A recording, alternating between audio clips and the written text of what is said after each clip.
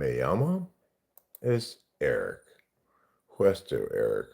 Or host Eric, as they say in English. Puesto Enrico, as they say in Spanish. I'm a pretty important guy.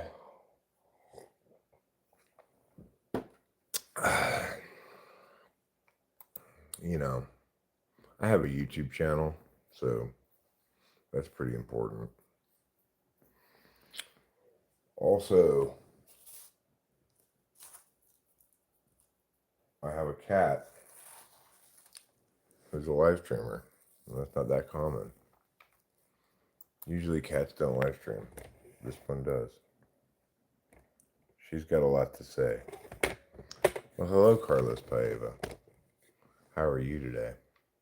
I hope you're doing very well. Or at least better than poorly. I may be heading over to the other house this morning here.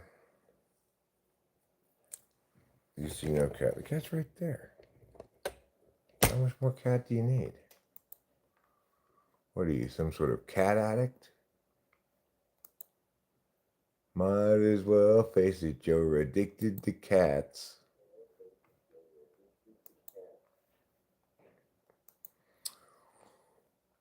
So, my goal today is to get a little bit of work done at the other house. And then later on at 4 p.m. today, I'm playing in a tournament, poker tournament, $100 entry poker tournament that I have 2 tickets to because I played 2 satellite tournaments and got one seat for the $100 tournament in both instances. So I spent $22 in entry fees for satellites, and I got $220 in actual entries as winnings. So I can fire in the deep stack $100 tournament tonight at 4 p.m. Not tonight, but 4 p.m. And then if I bust out early, I could rebuy even because I got 2 tickets to it. So I'm looking forward to that. And I'm looking forward to going to the other house and getting some more work done and getting that thing closer to being done.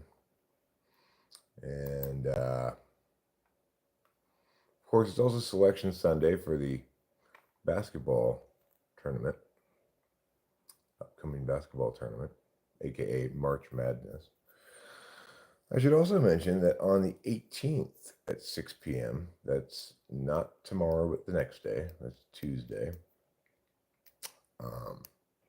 I get to play in the $100,000 free roll because I signed up with Rampage's code. So I'm going to be playing in Rampage's $100,000 free roll. If I had signed up with Brad Owen's code, he had actually $156,000 free roll. Then I would have been in that one. But I signed up with Rampage's code. I think it's a wash ultimately. Because I think Brad's tournament will have more people in it, and so even though Rampage's prize pool is a little bit less, well, $50,000 less, I think like my chances of making the money are probably better in Rampage's tournament. So I'm pleased enough to have signed up with his code. I like Rampage. He's cool. His name's Ethan, actually. Ethan Yu, I think. YU. He's not a very good poker player, I don't think, though. He's a poker ambassador and he's like a big name poker blogger and everything. But I don't actually think he's a very good poker player. He sometimes loses massive amounts of money. I guess he has a lot of it. I don't know. He's had some big wins too, obviously.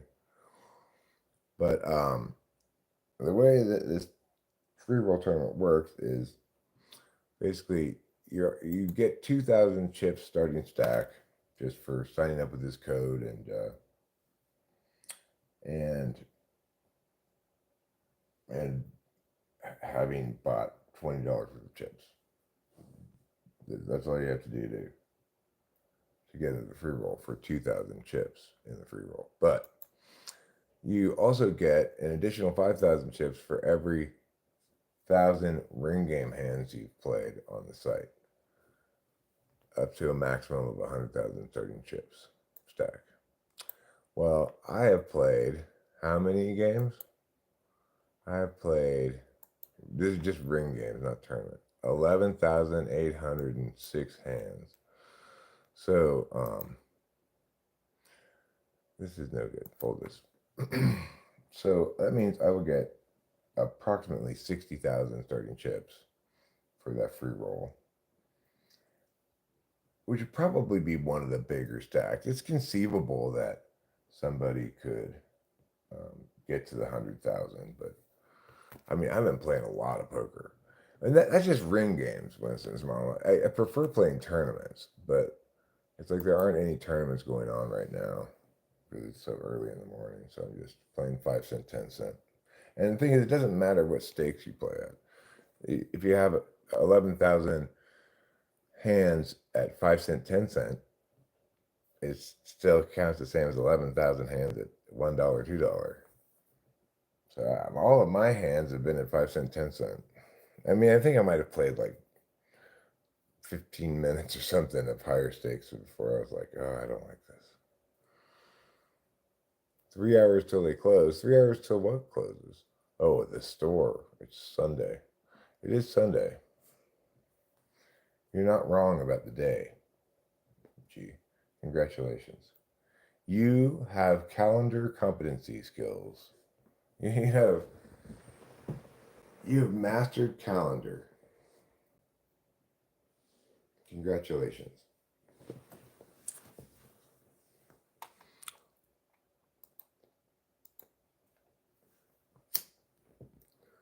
Five if you walk. What if you jog? Then is it 3 minutes?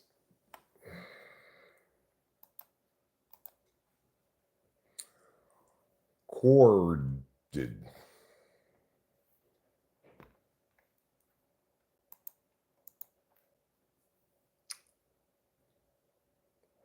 Sundays are corded. 45 seconds to jog it, huh? Fine, I'll fold. Fucker. That's fine.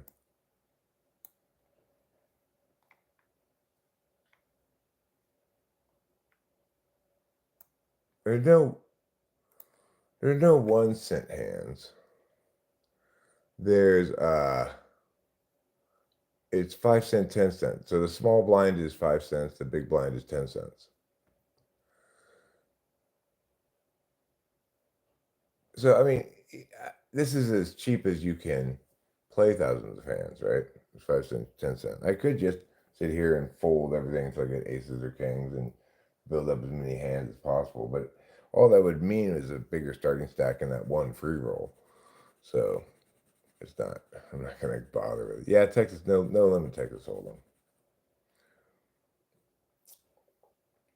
Like earlier this morning, I bought into the 5 cent, 10 cent table for $11 and like almost right away tripled up and left the table with like $38. Then I came back and bought into a different table for $11, but I've now lost 8 of that $11. I only have like $3 left. But regardless, I'm up on the morning because my first sitting at the ring game worked out well for me. Yeah, it is pretty cheap. It's like if I were to play smart all the time and only play when I'm really gonna play well rather than just fucking around so much, then presumably I could gradually and steadily increase my total amount of money in the site just by playing 5 cent, 10 cent tight, But it's like, it's not, you're not going to make enough money to make that really worth your while. I just play it because he's killing time, basically. I don't know.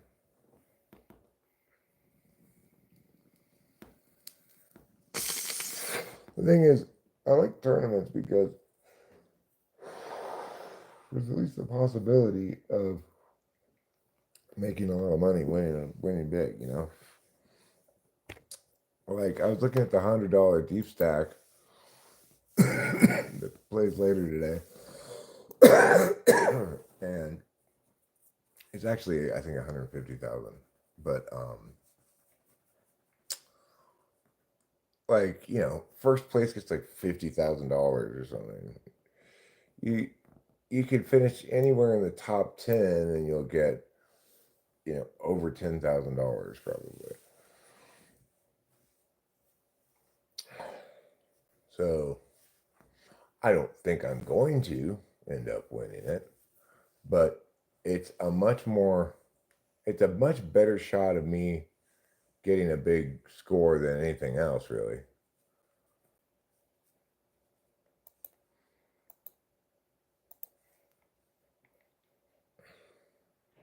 Because there are a lot of there's a lot of luck in poker.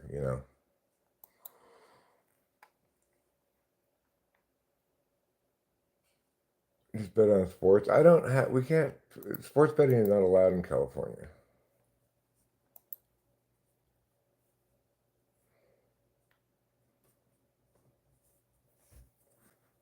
If I could bet on sports in California, I'd bet on the USC women's basketball team to win the national championship.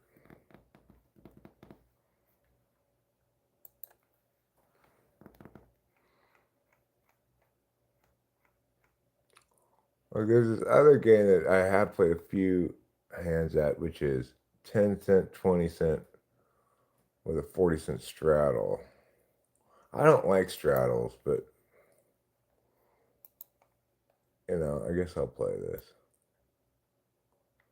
All right, this fun because I don't have to buy in for twice as much. So I had to buy this table for $22 in order to have the same 110 big blinds. I have played a few hands at this level, but not many.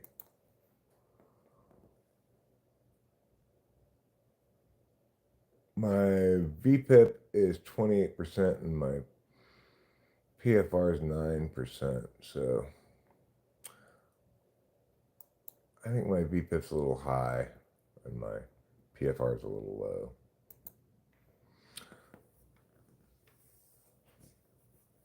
low. Voluntarily put money in pot, VPIP, and PFR is pre-flop raiser. In this instance, I kind of got grandfathered into this hand because it checked around to me. I suspect I could take it down,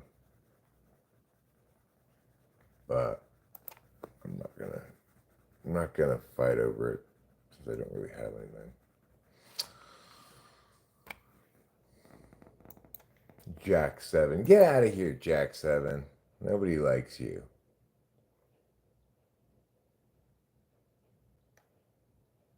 Somebody left this dumbass comment on my video from yesterday. Well, one person left a dumbass comment was G, who said, "Why don't you learn how to edit?" I know how to edit, G. I just don't want to because that's work. Hi, the deal for real, the deal for real. Said hi. Why do you say said hi like that? This is the first thing you said. It's not like you've already said hi and I ignored it. Regardless, hello, good morning. I hope your morning is treating you well. I hope you have the sunshine of joy in your heart.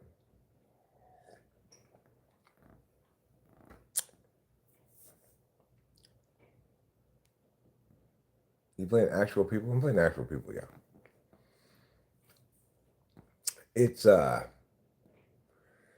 way this site is set up, it's very difficult to conceive of anybody like cheating or gaming it or anything. First of all, you just don't have that much time to act. So, like, if you wanted to try to use a solver, because they do have poker solvers, but I mean, I personally, I'm not a big believer in them. Where did everyone go? You mean from the live stream? They probably just weren't ever here to begin with. They, it is only 5:25 in the morning here in California, so you know, and not really your optimal time for live streaming, perhaps. Winston's mom's here. She's here, and she's keeping track of things. This table's breaking. Just go to allow me.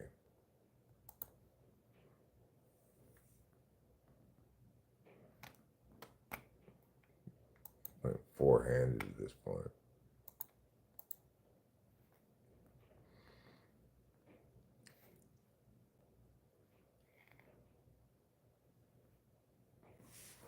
Well, what are you gonna do? You're gonna call me? You're gonna put me all in? What are you gonna do? Yeah. Okay. I left that dumb straddle game. Because nobody likes straddle. I don't anyway. The only people who like straddles are people who, oh, somebody's name here in the poker site is God Emperor Trump.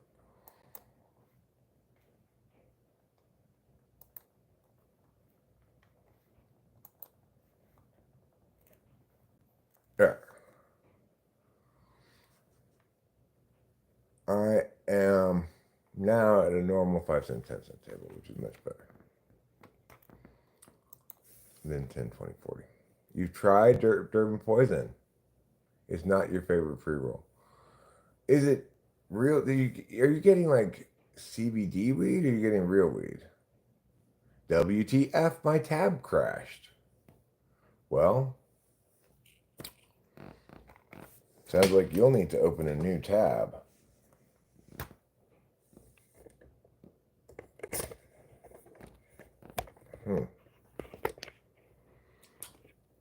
Well,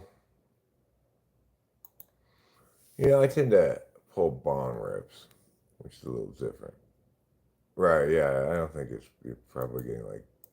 I had that kind of like CBD weed when I went to Hawaii. Rachel and I got that because they didn't have regular weed there. And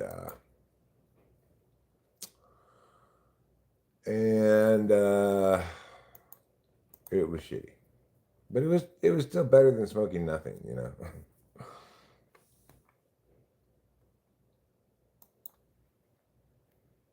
Okay, well, I'm up now at this table. I started with 110 big blinds. I'm at 123 big blinds. So I made $1. I'm up $1.30.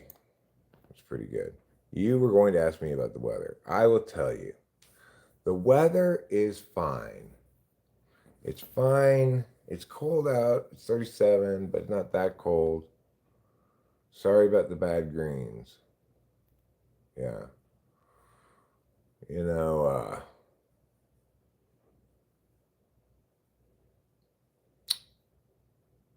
I don't really have any weed right now, but I mean, I have a little bit. But if I had a bunch of weed, I would definitely mail you some. But then the thing is, you might get caught or busted, or I might get caught or busted. And that's no fun.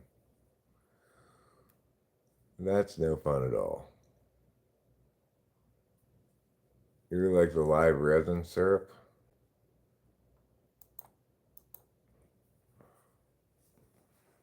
It's concentrate of some kind. I like concentrate that comes in these little syringes. It's not like a needle, but it just pushes it out. It makes it easy to push it out.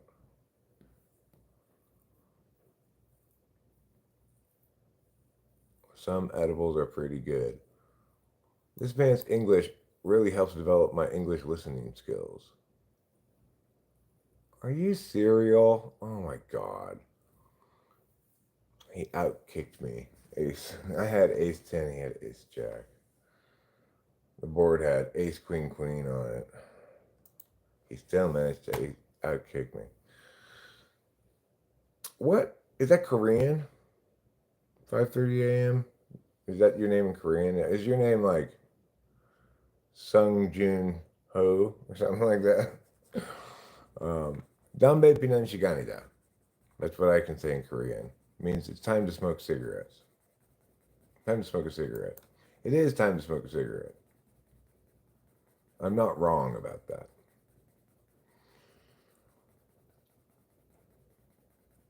You are Korean. Okay, cool. Well, my first girlfriend was Korean, and I'm a kimchi eater. I'm not afraid to eat a little kimchi. Uh, I'm a huge fan of Solo Leveling, which is apparently a Korean cartoon, even though it's in Japanese.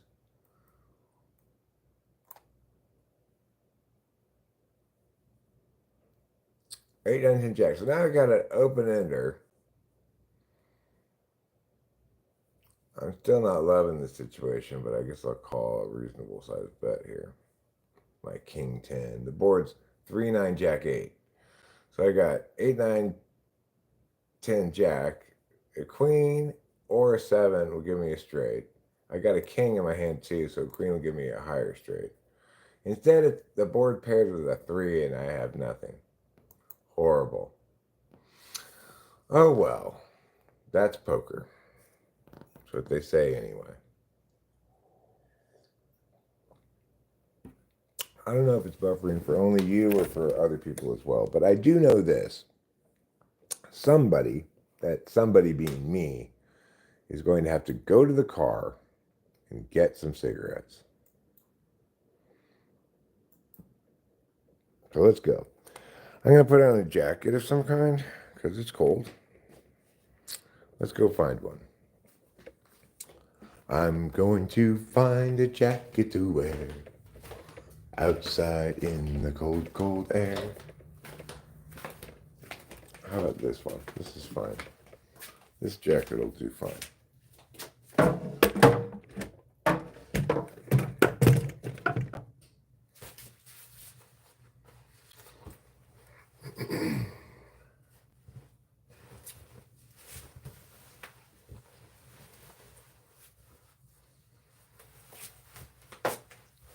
Okay.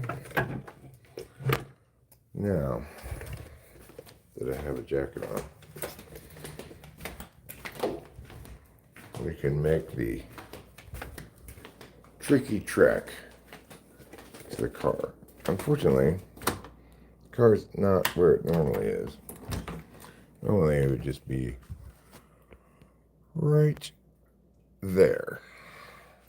Instead, I have to walk all the way up there.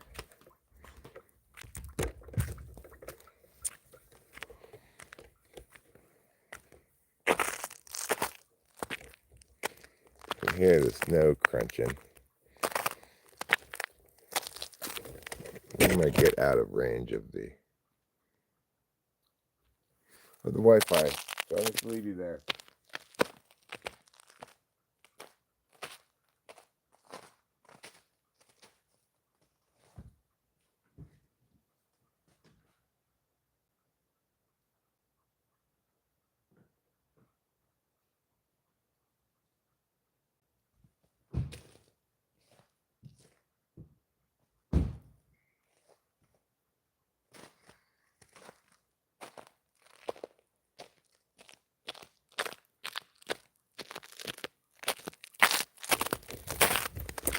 Well, shit, the cigarettes aren't in there. Where are they? I know I have like 2 more packs.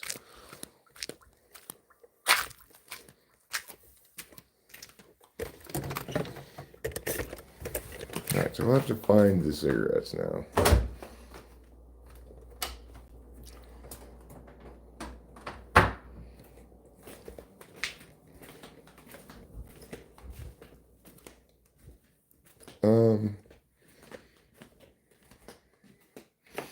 They're right here. What a dummy I am. They're right in the basket the whole time. Meow yourself, mister. I've watched you eat twice this morning already. You don't need me to watch you eat anymore.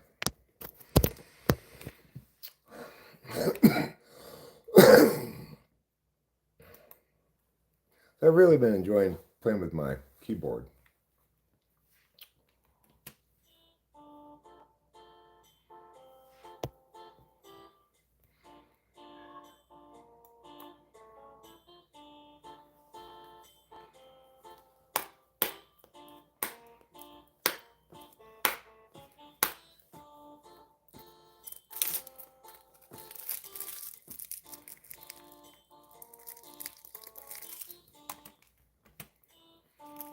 This is just with a metronome. Check the toilet. I can't go without a smoke. I found them. They were in the basket right there. Bum, bum, bum, bum, bum,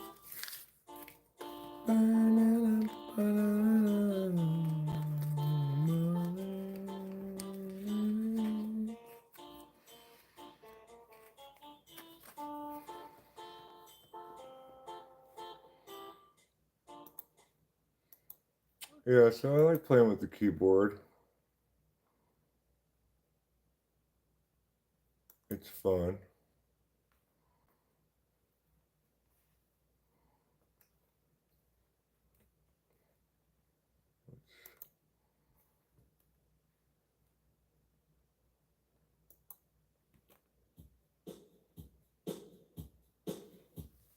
Boop, boop, boop, boop, boop, boop, boop, boop.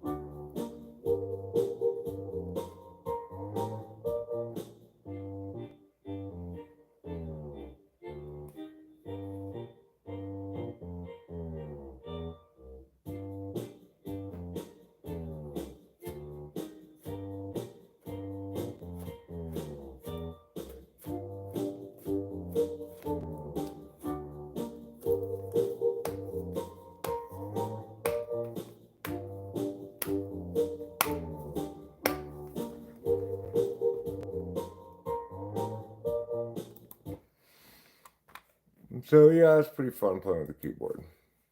I like it. Good day, David. Good day to you. Good day indeed.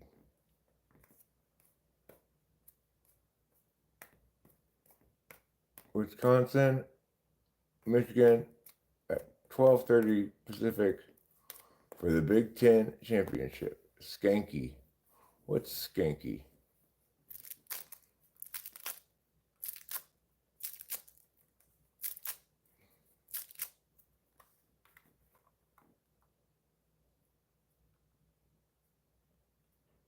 Oh, my cat was here. She said she's live streaming still in spirit, but that I should just take over from this point on. The beat in the back is skanky. You mean the drums?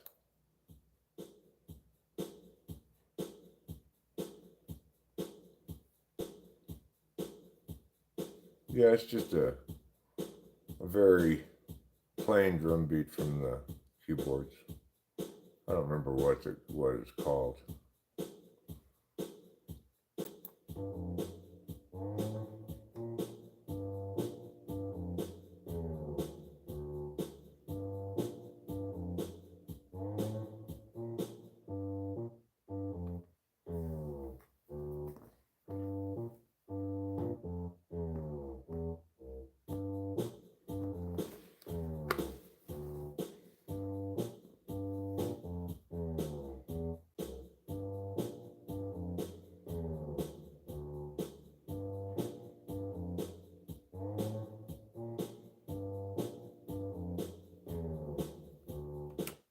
That's a bit like porn music. Well, it just has that wow kind of bass thing going on, but it's probably this is for a thing that's not gonna ever really amount to anything. I might use it as background music in a video or something. It just I don't really write. I don't really make tracks like that anymore. But it's the most like fun and easy way to do things. Because you don't have to know what you're doing ahead of time. But it's kind of a waste of time.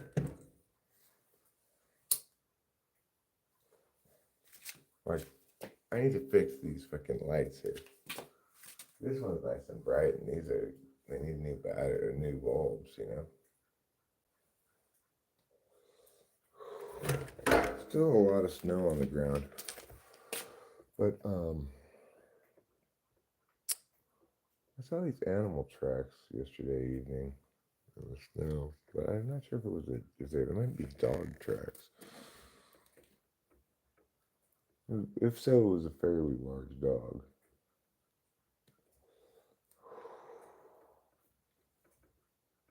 Too bad I can't tell animal tracks apart.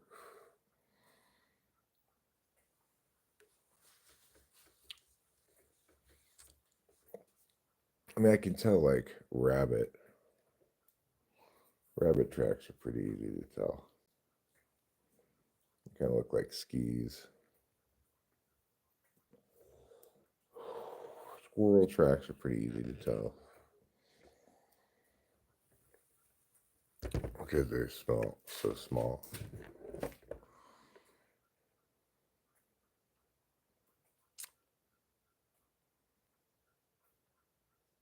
I'll be back inside where I can read in a second. Animal tracks. What about that? What about meow tracks?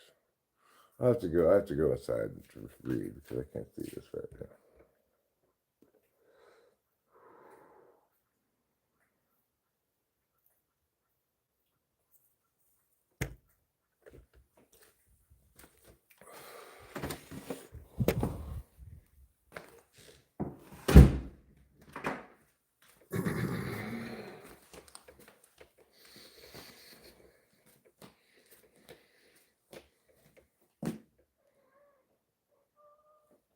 Meow.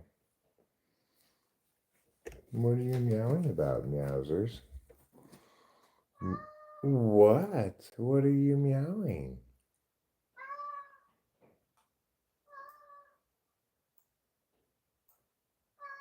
Thanks, Vincent's mom. I think raw black are the best papers. I only smoke joints, no bongs. I smoke occasional joints, but I mostly smoke bong rips. Train tracks, huh? Yeah, I do have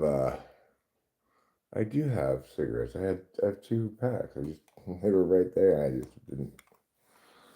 I usually leave them in the car.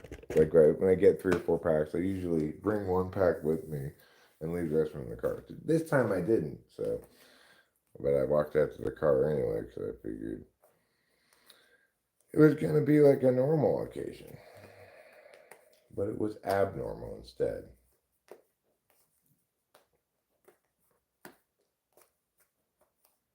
It was as abnormal as Abner Doubleday.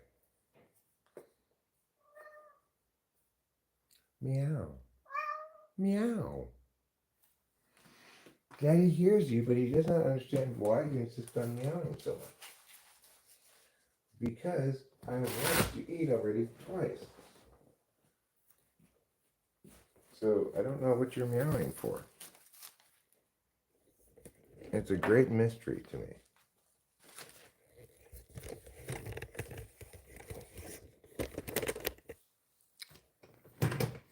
Why are there so many meows from this kitty? And what's on the other side? Meowings are visions, but only illusions.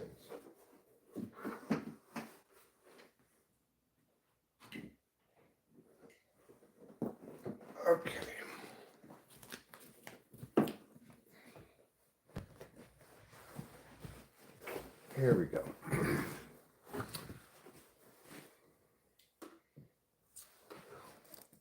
I've not played this keyboard with it on my lap before.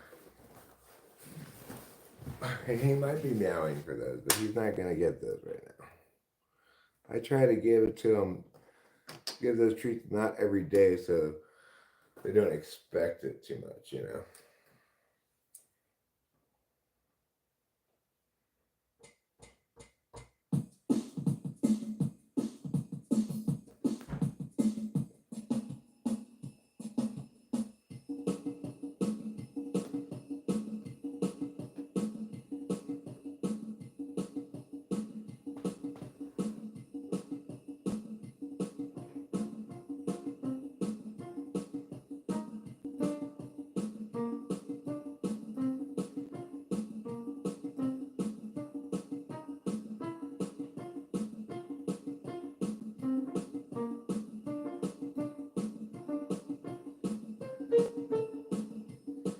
It is too fast.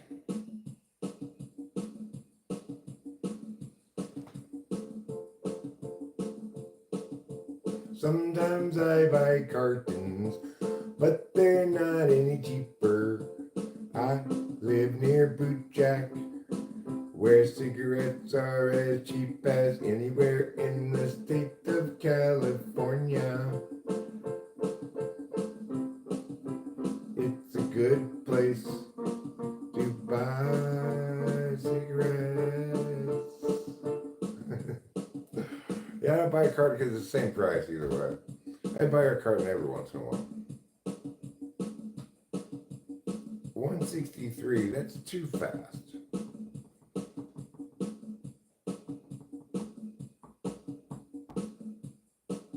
How about 130 instead?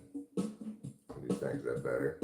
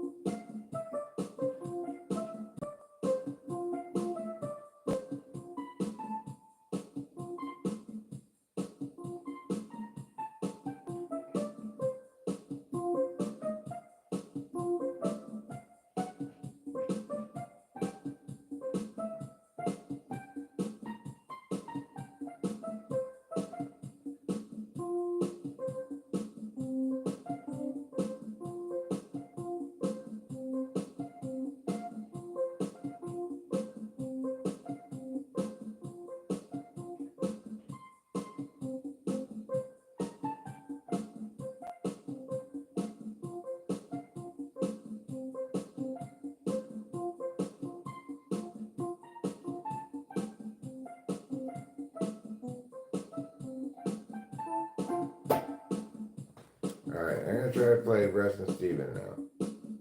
Is it too fast?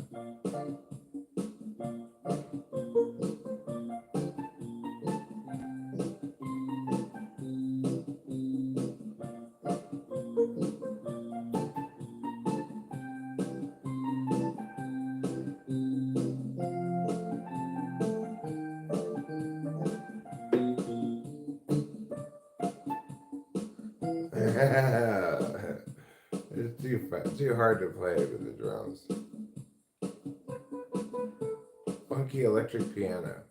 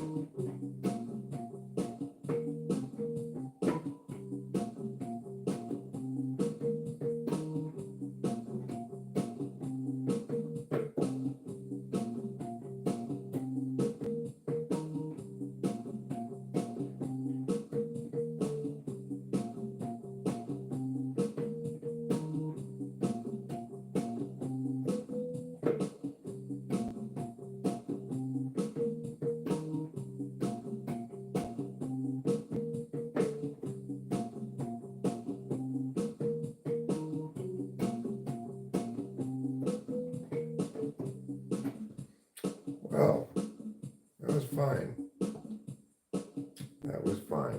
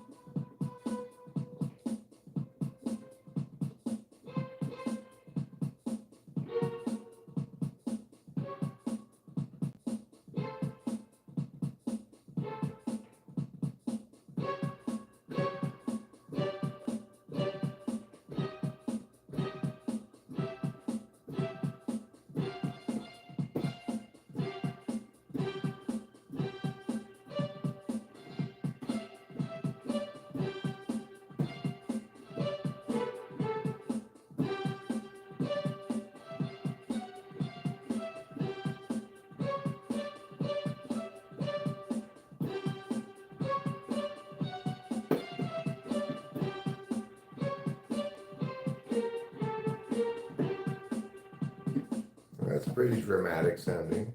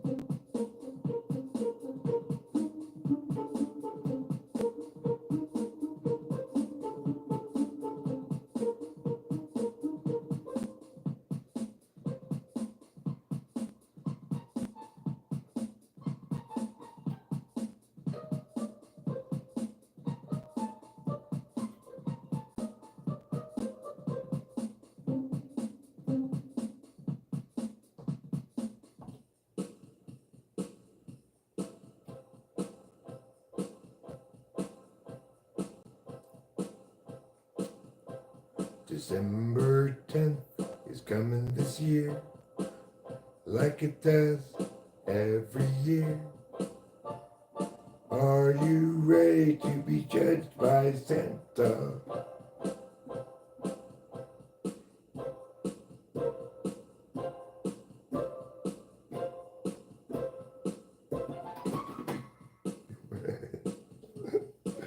Oh, piano, you're so funny.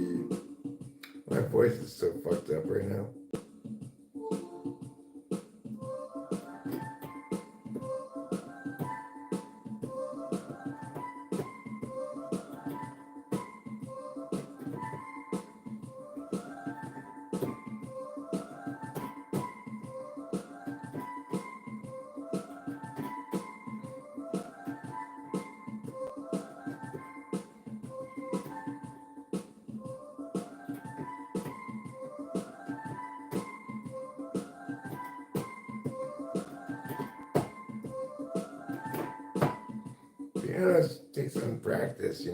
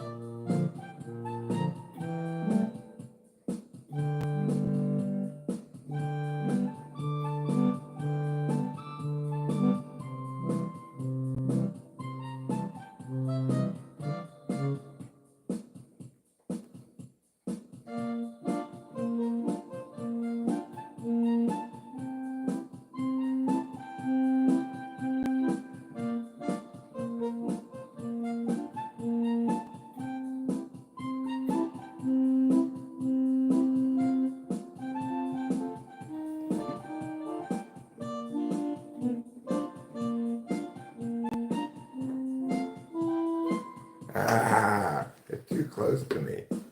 You get further away from me.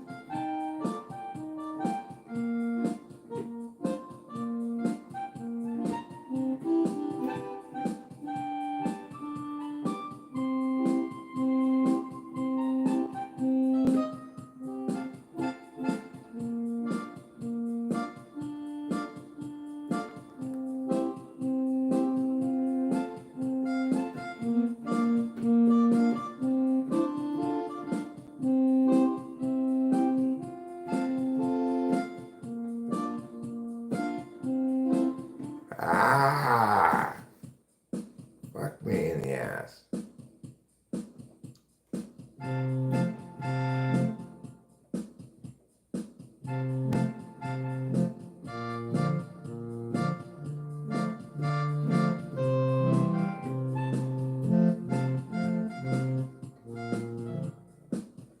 Let me stop this beat. Good.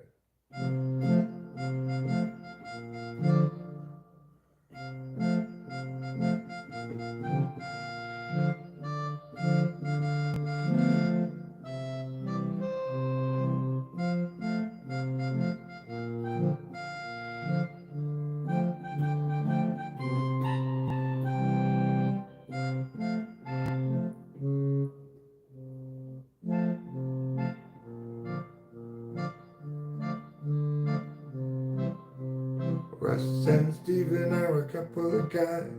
Work at the dairy from 9 to 5. Russ.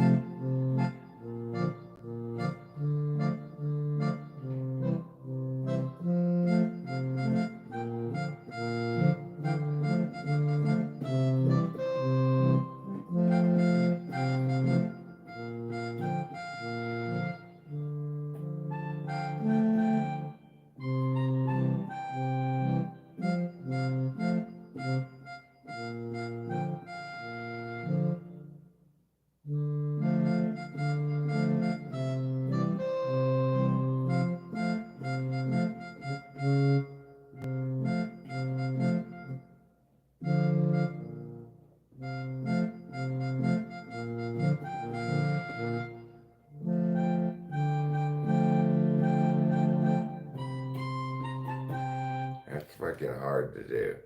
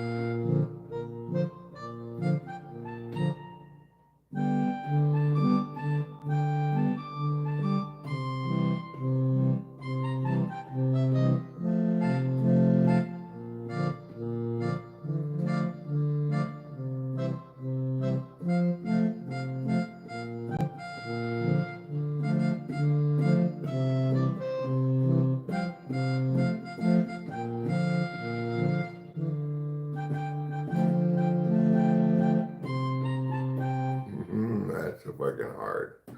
Oh my god, it's too hard.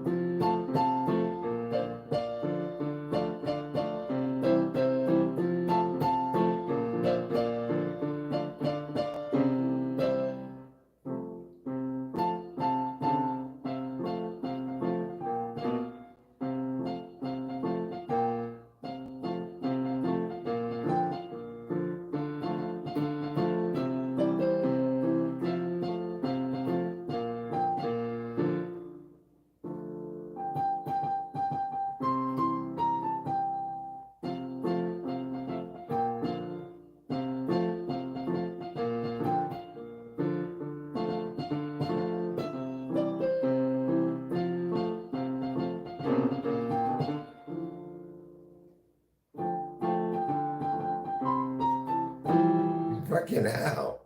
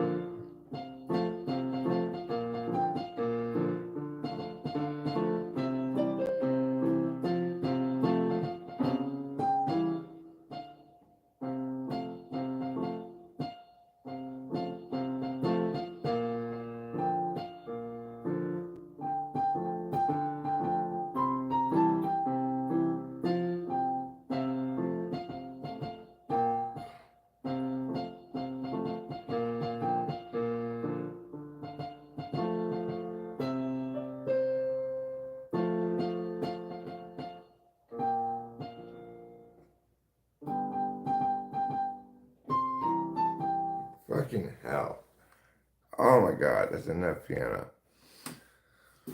I'm thwacked. I'm thwacking out on thwack.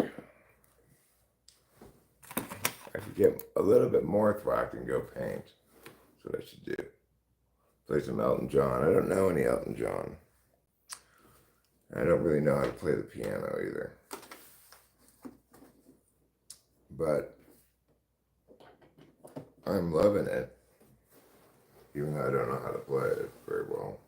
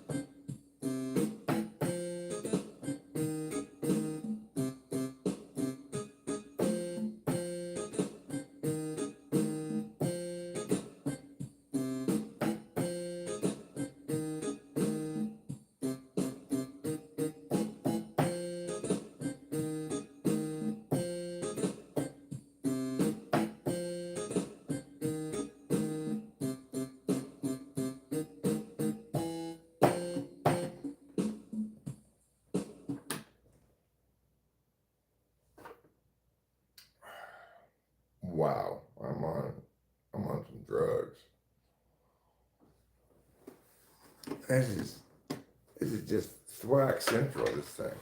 Yeah, you just thwack on this all day long.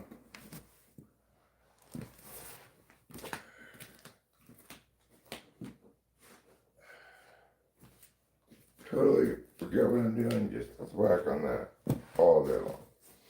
I could totally pull that off. What is going on here, says Dennis Geller. Good question. A whole lot of nothing. That's what's going on here. Someone needs to put this Eric guy in check.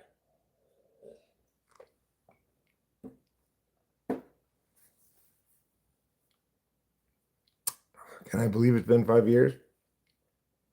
I can, because the timetable of COVID lines up pretty nicely with the timetable of my relationship with Rachel. So, it's like we got together in September. The lockdowns were like February, after that September, So, February, March. So I do believe it's been 5 years, because it's been 5.5 years now since Rachel and I have been together. GM, Eric, GM. What's GM mean? Does it mean God murder? God murder. One difference. Rachel was a blessing. The lockdowns were a disastrous misadventure. Obviously, there's no government officials who can determine that you are necessary, whereas they are not. It's ridiculous. Gang mentality. Do you have like an anniversary date? Well, we have our wedding anniversary, but the date of us meeting is September 14th, I think. The date of us meeting in person.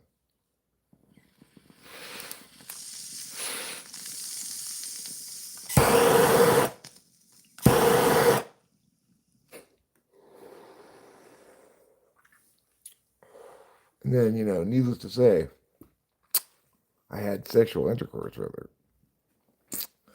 And I was like, oh my God, I have never been with such a hot chick before. I had like a second puberty.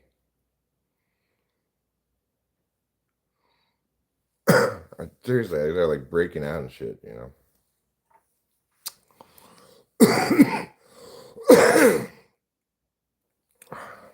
Anyway, it turned out, despite my skepticism, that in fact, she actually did like me.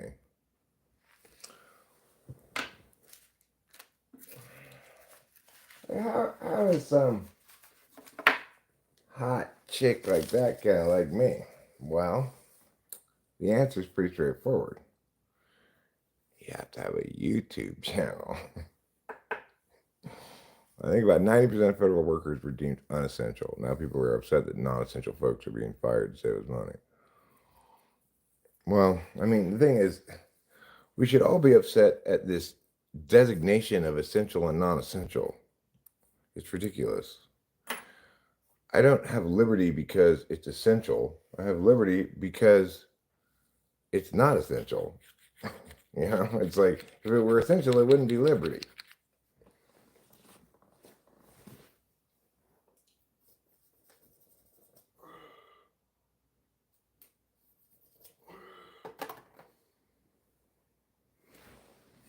It's just, I think it was crazy the way that whole thing went down, really. Not so much that it happened, but the way it went down. Like, that nobody was talking about the truth at all. That people were so politicized to one side or the other about it that nobody was actually addressing it in a real way, except for me.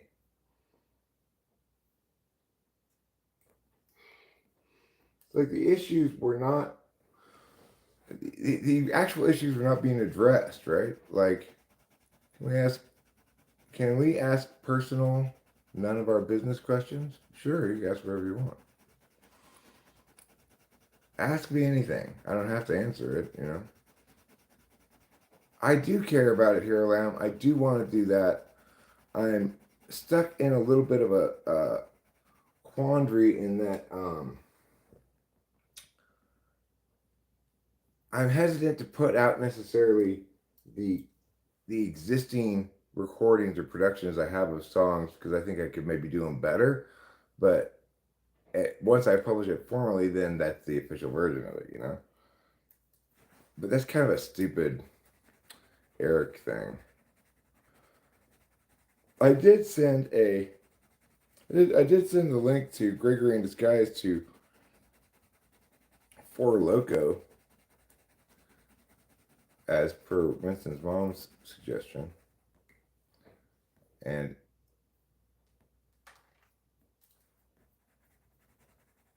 I mean, what do you mean purge the woke and homo stuff? What does that even mean?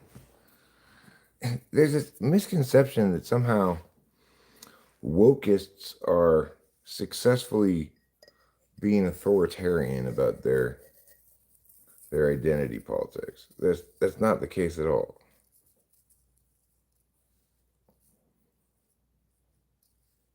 It's just it's just a culture war wedge issue. It's not a real thing.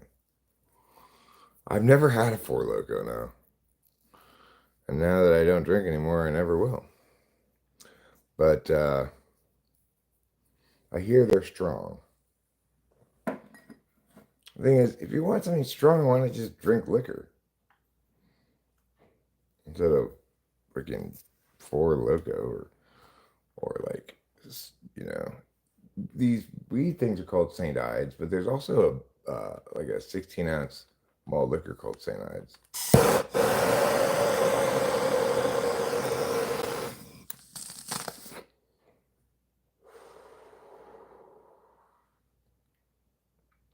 No, I'm not. I'm not in favor of the idea at all of useful idiots. You are not on my side if you're on my side for the wrong reason.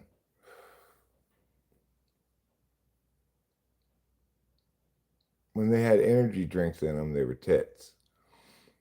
Like you mean like Red Bull and alcohol, basically, is what Four Loco? I don't know. I don't like to mix. I never liked to mix caffeine slash, you know, energy drinks with alcohol. Yeah, if you're gonna bother, if you want to drink beer, drink beer. If you want to drink something stronger than beer that's cheap, get a half pint of whiskey or something. Don't bother getting malt liquor. It's so gross.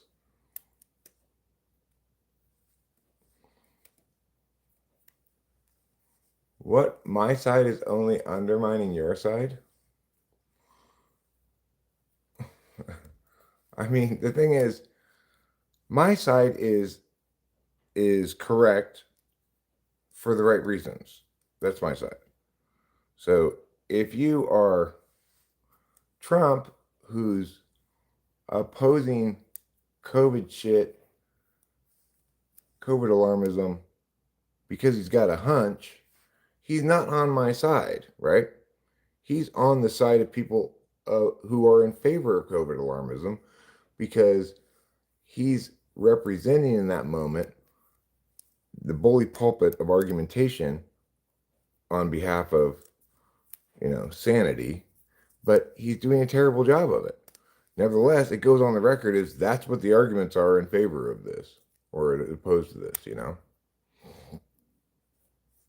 Four Logo's pretty nasty. Well, I don't care if it's nasty or not. If they like my song and send me an email or something, that'd be nice. I indicated in the submission that I do have these up on YouTube, but none of them are formally published. So if you guys are in the music publishing mood, then I'd be happy to have you publish my music. Oh, that's right. I was gonna go to my email. Not there. Okay, email. Pio. See.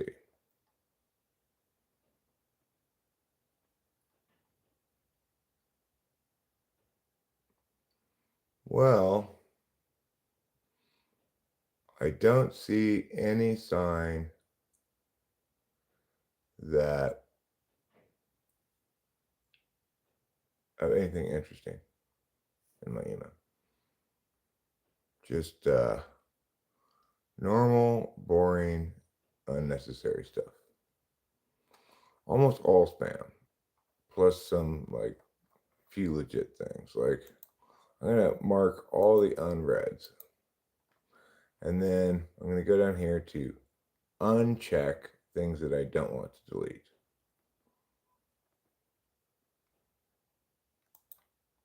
There's an Amazon shipping thing that I don't want to delete. And then there's this email myself with a picture of these things. I don't want to delete that. And I don't want to delete the seed support. And I don't want to delete the Amazon. So it's all stuff I ordered. The rest of it can just be deleted away.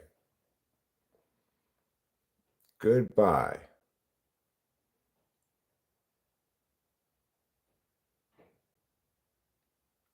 Invitation to YouTube channel memberships.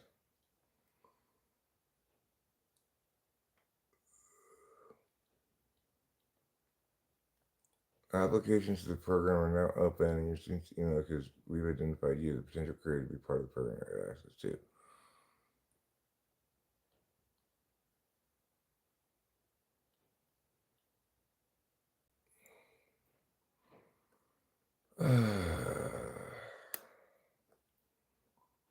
Who's this sent to? Is it sent to Talking with Famous People?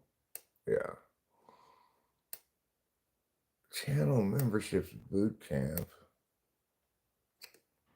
I don't want to do that. I know that it's like, okay, you're getting this invite, Eric. Only a small portion of people get this invite. True. But I played that game a little while with my Mindy's Club channel, and I can tell you it's so dumb. Oh my God. I thought like, oh, good for me. I'm going to get to be in a special YouTube club. You know what? It's not a good thing. It's boring. And it's like, oh, you get an opportunity to interact with brands. Hi, Jones Balls. I'm not a grandpa. Fake news headline. Eric won't tell us the truth, and it might work because understanding your side takes effort. I mean, you can say any single negative sentence about me and imagine some scenario in which people believe it. But the advantage I have, I believe, and I may be incorrect about this, but the advantage I have is that the more people hear me, the more they agree with me.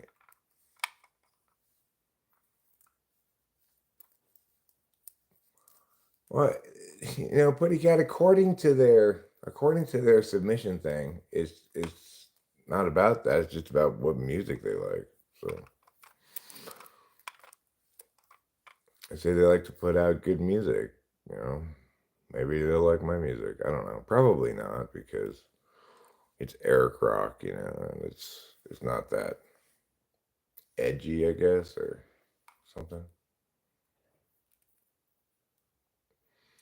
I mean, I have no problem like associating myself with an alcohol brand. I just can't drink it myself.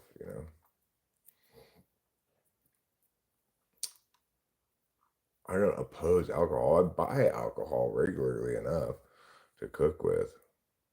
I get those big jugs of Gallo wine now because I don't care that it's not that good because I'm not drinking it. Am I a little boy? My name's Eric Jones Balls, but you can call me little boy if you want to. Sometimes I go by Little Ricky. Sometimes I go by Man Rod Steel Pole. Sometimes I go by Ass Hat. I have a lot of names. What's your name, Jones Balls? Is it really Jones Balls? I doubt it. If your family's last name is Balls, why would they name you Jones as a first name? That doesn't make sense.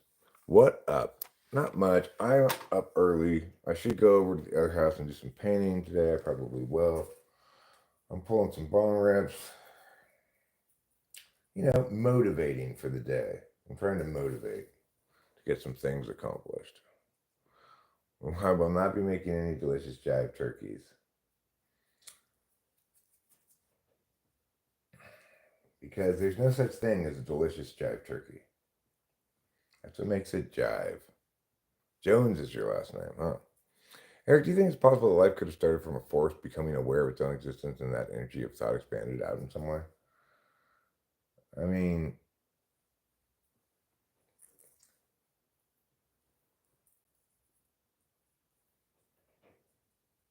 do I think it's possible that a non sentient force of some kind, such as, I don't know, electromagnetic pulse or a radio wave, that became sentient? I mean, if you're talking about any kind of force that we recognize as a force, then the answer is no. What you're really saying is,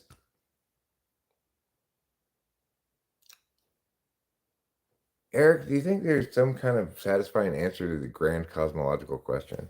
The answer is no, there's not any satisfying answer to it. One does understand via words that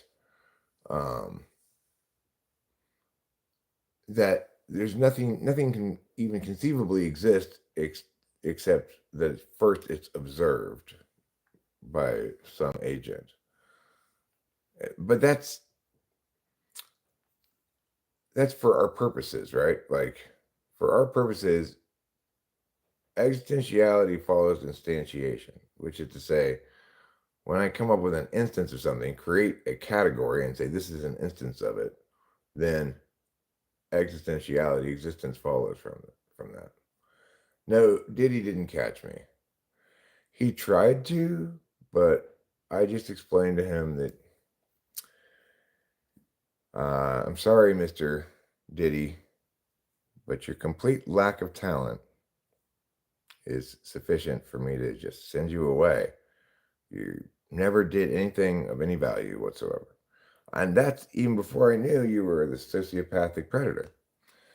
So, no. No talent fucks like Diddy have no business in my neighborhood.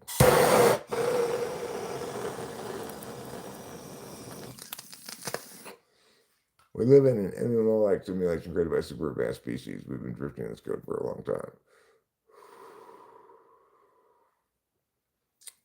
Well, even if that were the case, RP McMurphy 47, it still wouldn't answer any of our fundamental cosmological questions. It would just push it,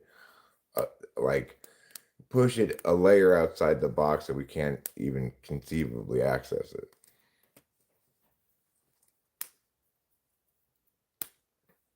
Diddy, please let Eric and his family out of your captivity. No, I'm not being held captive by Diddy. If Diddy wouldn't successfully get anything on me. Obviously, if he tried to be like, I'm rich, I'm gonna buy you, I'd say, you can go fuck yourself. If you wanted to be like, I'm dangerous, I'm gonna threaten you, I'd be like, here's a bullet to the head, motherfucker. I believe in the Second Amendment. Hashtag free Eric. You know what? Maybe, is it possible that I'm Palestine?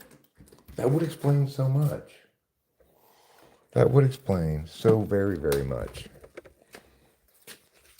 Look at all this snow. Middle of March. Crazy. I had to park up there at the top of the driveway. But you know what? It's a nice brisk morning. It's not that cold, really, despite all the snow.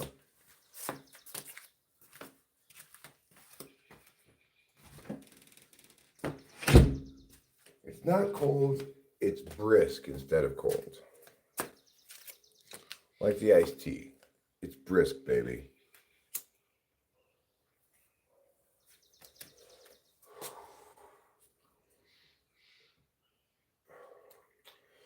I'll tell you what, let's go into the garage and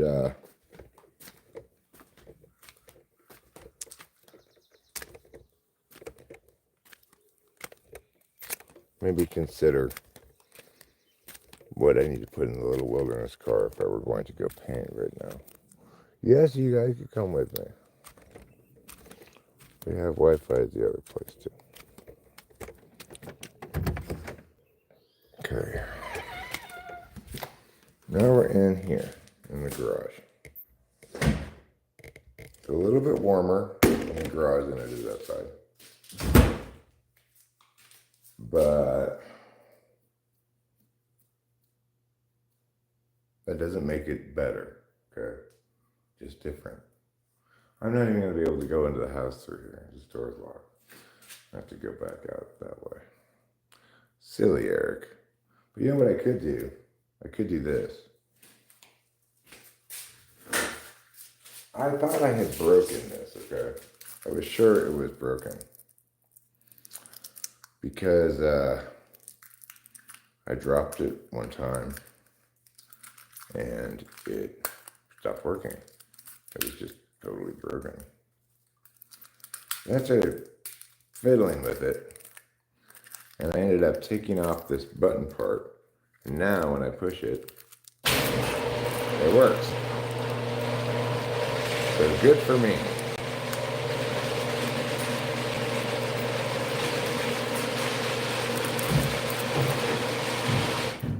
Okay, so now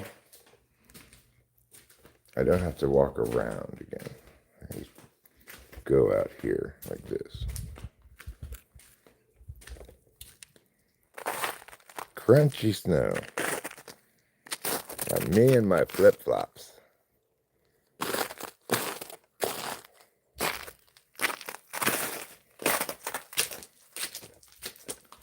Not really ideal shoes for the conditions, but they'll do because I'm not outside for very long. There.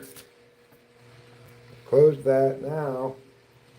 I can come through here and get in there rather than having to go around or through the house. I can't read what you're saying right now, but I'll be inside and I'll read it in a second.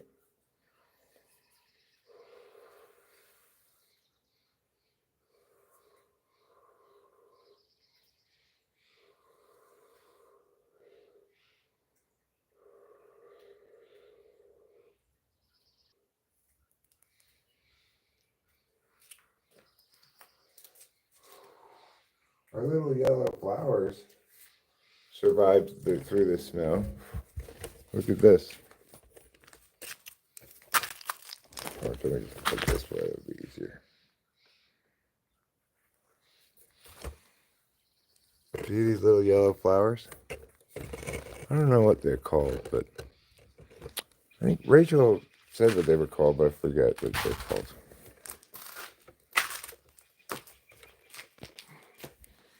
So good job, flowers. Good job surviving. The search for meaning is the meaning. That's such a cop-out answer. Look, I mean, there are large cosmological questions that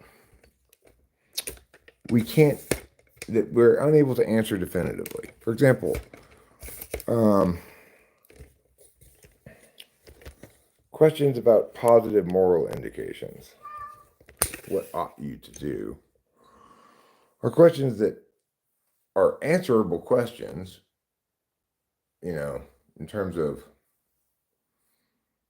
one understands what the question is asking intuitively, but they're not questions that you can have any definitively correct or exclusively correct answer to.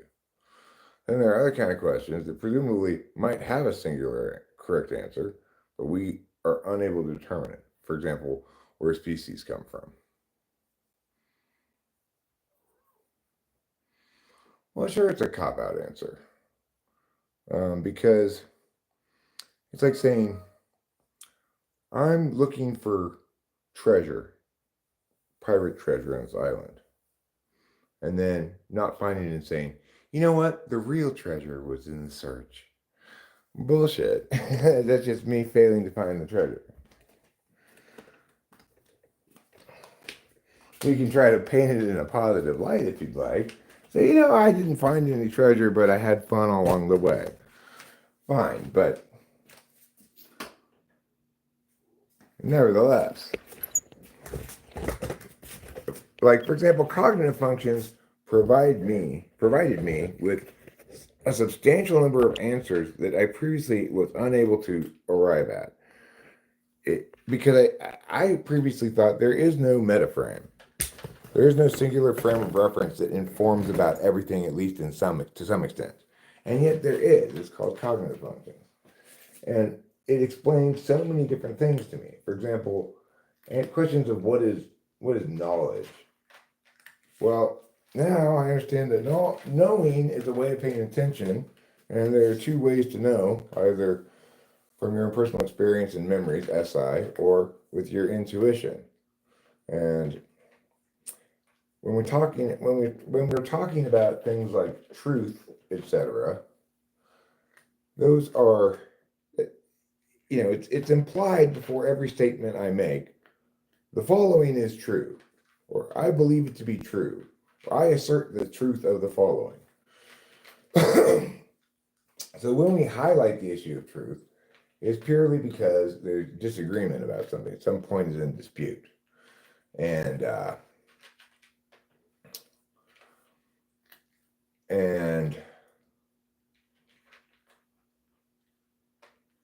you can establish the truth of something in a variety of different ways, some of which are more convincing to people than others.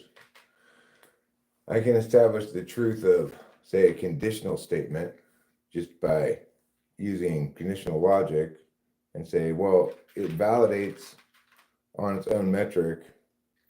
Its metric universalizes in terms of the things that language do,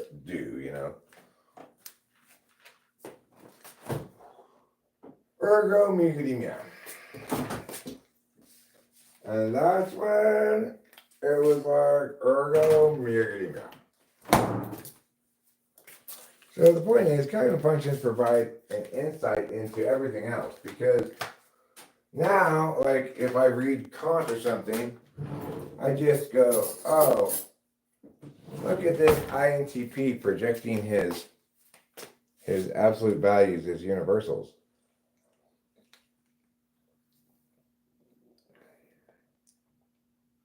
The hilarious thing is, he calls his book a critique of pure reason.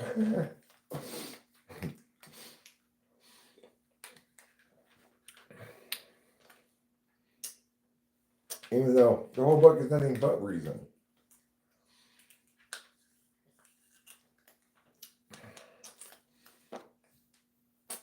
Now, when you hear some bullshit Nietzsche quote, I don't just go, oh my God, how is anybody this stupid to think that Nietzsche's any good? I just realize he's projecting NITE bullshit.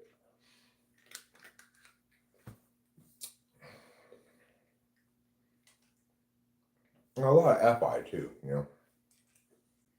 Third's a lot of FI. If he's an INTJ, which I suspect he is. A rather embittered INTJ. But it's like, the thing about understanding stuff, truth, whatever it is,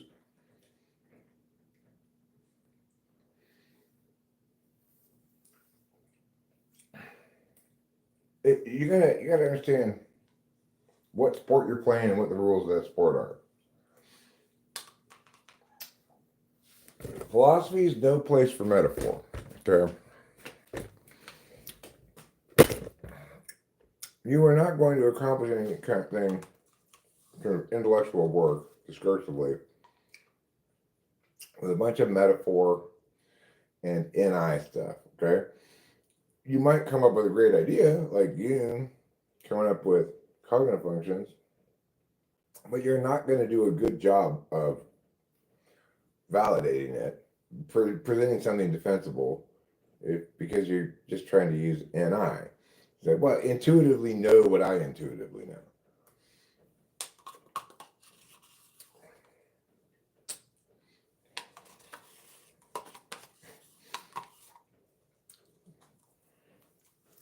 Like I remember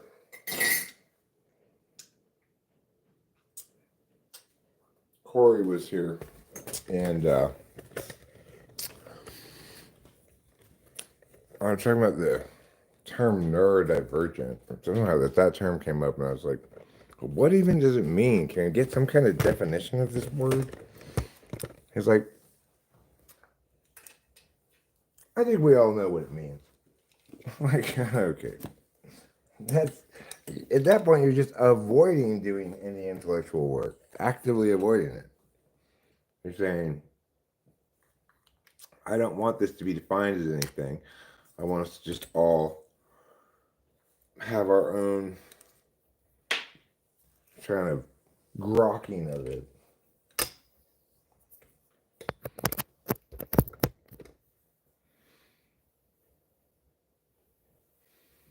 My genius is in my nostrils, Friedrich Nietzsche. Did he do a lot of cocaine? I've read The Gay Science many times. Its only thing makes sense to me, really. The Gay Science? Can I tell you why someone discarded a Dunkin' Donuts coffee cup in your front yard? Maybe he set it down for a second and then forgot about it and left it there. Let me see what else is going on here in the chat. That's a big cat.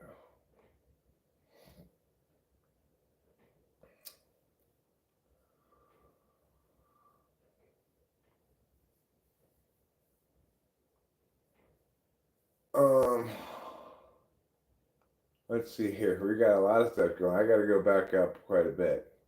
Yeah, it's an empty bottle of wine that I'm using as an ashtray. But we didn't drink it. I just used it to cook.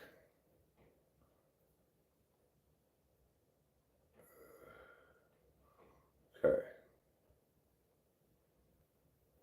Absurdism is the philosophy that life has no inherent meaning or purpose, and that's the big cosmic joke. Well, I mean, the thing is, if it's a joke, then it has a purpose. The purpose is to make you laugh.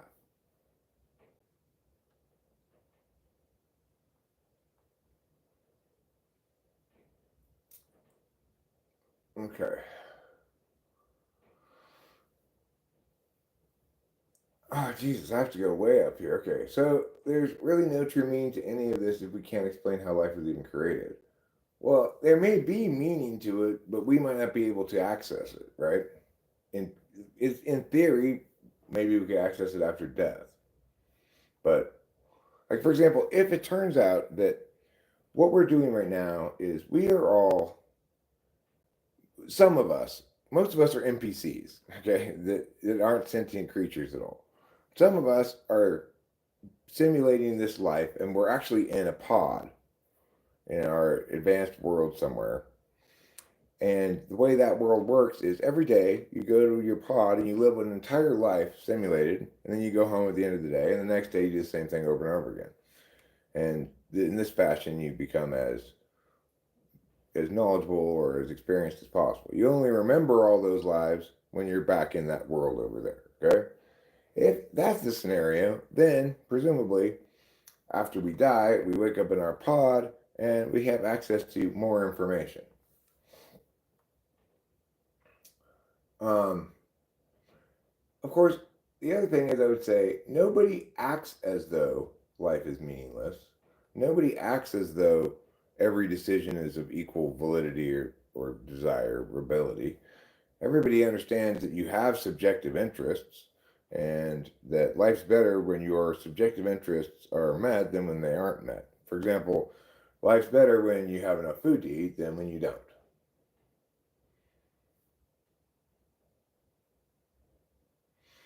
As far as we can discern, the sole purpose of human existence is to kindle a light of meaning in the darkness of mere being. I mean, the thing is, there's two questions here that we need to separate. What is the purpose of human existence, and what is the purpose of my existence? So I think the second question is a lot easier to answer because you can have a purpose, whereas everybody can't have one purpose. I mean, you could say, like, okay, well, let's imagine all this universe is simulated. Therefore, everybody is part of a simulation that is purposed by some advanced race or something.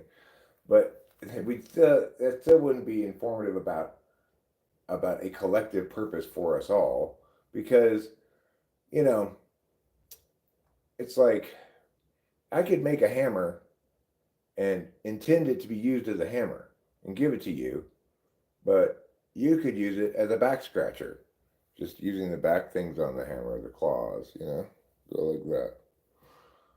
And so, what's the purpose of that hammer? Well, its purpose for you is to scratch your back, and that's why you have it.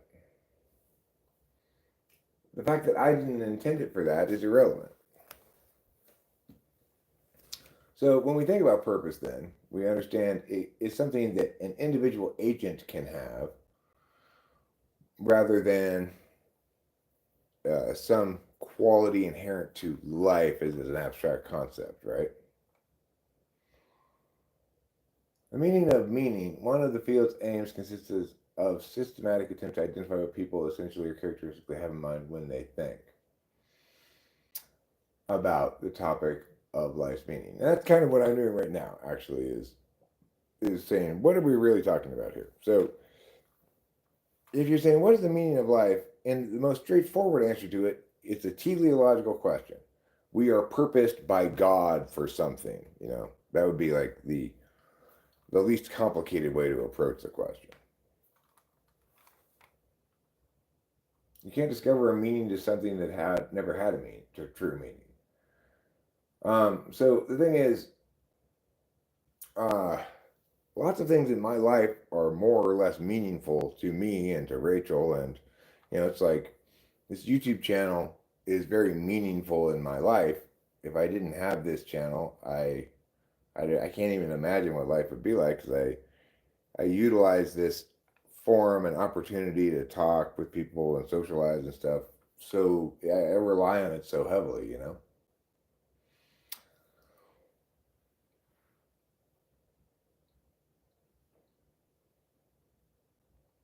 You can't discover a meaning to something that never had a true meaning. The thing is, it is the case that we both discover and create meaning. Okay.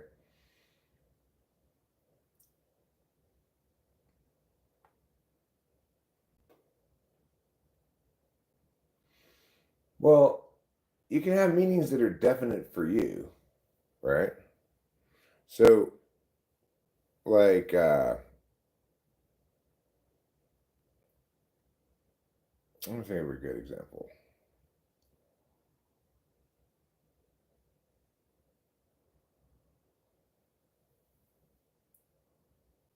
I mean, the thing is, you don't need to have any of those things, Winston Small. You can just acknowledge that there are that we're in a conceptually finite space, right? So there are questions we can ask that may or may not have answers, but that we don't currently know how to go about answering, at least. I think I think the most interesting thing that we don't know any answer to is where species come from. And the reason I think it's so interesting is because everybody thinks we have an answer to that question, which we absolutely do not. You're not searching thinking it's impossible to find. You are defying the meaninglessness, pushing past this reality or possibility, and still seeking it. Well, I mean, does that mean you necessarily can't ever find it, though?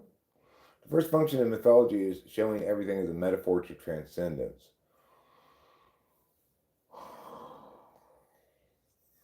I like that sentence.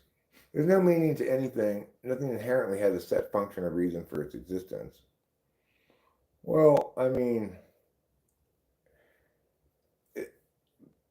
we understand purpose through different frames, right? Like I was used in the hammer example, and people tend to talk about the meaning of life and the purpose of life as exchangeable phrases, but they're somewhat different. Meaning of life doesn't really mean anything.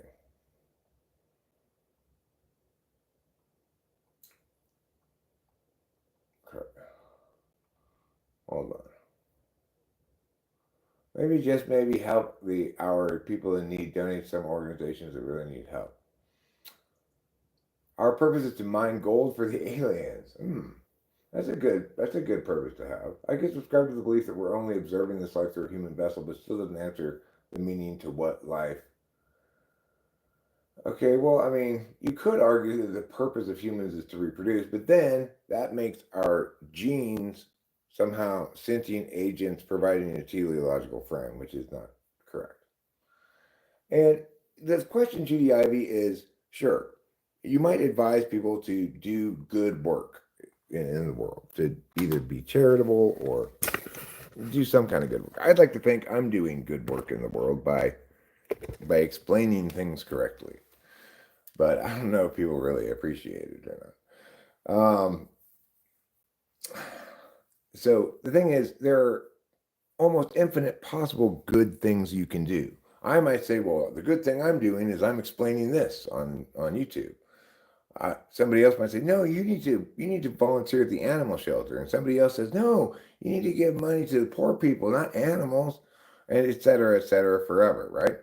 So this question of what one ought to do is one of these kind of questions that we can't have any definitive answer to, and that if we want to have any kind of meaningful engagement with the question, it's probably going to require a magical thinking frame.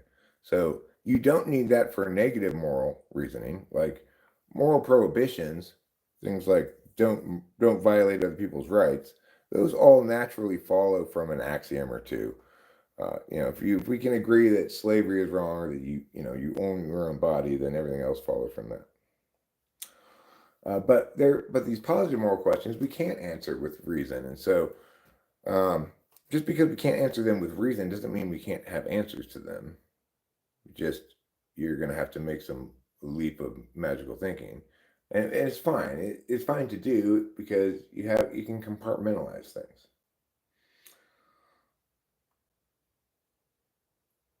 I mean,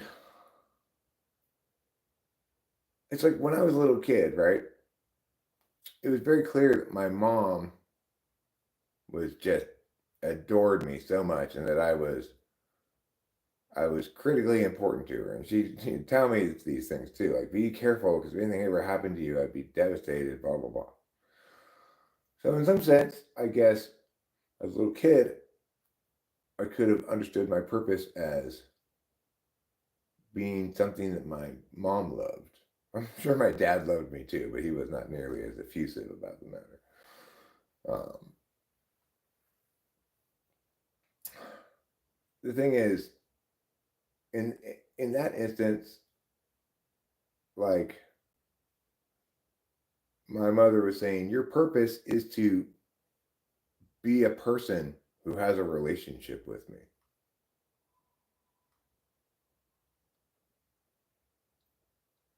Everything, and I mean everything, makes sense, but only under the influence of psilocybin in quite heavy doses.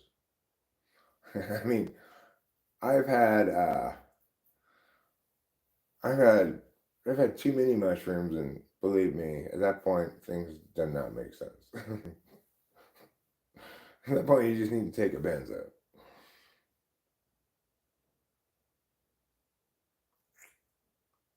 Let's see here. Where am I? I'm way too far behind. You're right. I'm trying to catch up, but it's hard. I am a forest and a night of dark trees, but he who is not afraid of my darkness will find banks full of roses under my cypresses.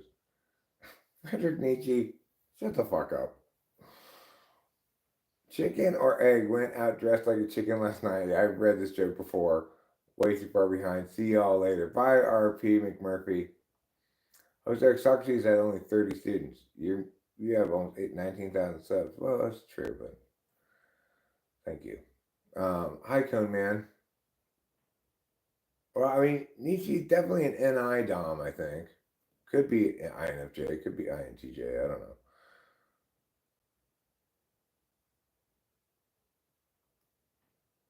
Best thing is to set up a fair system. Who's going to set it up? Like, there's this misunderstanding about how the economy works, right? It's like somebody has an idea to try to make money, and they're putting together this business operation, and they say, okay, I'm gonna have to hire this person to do this job. I'm offering this much money, right? And then I need this much work done for that much money. Can you do that?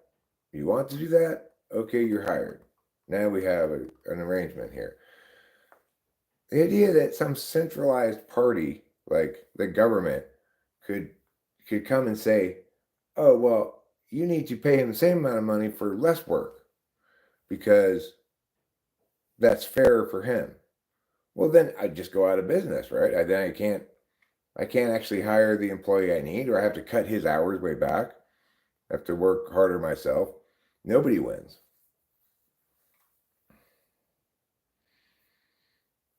You have to let individuals make their own economic decisions if you want to have a functioning economy.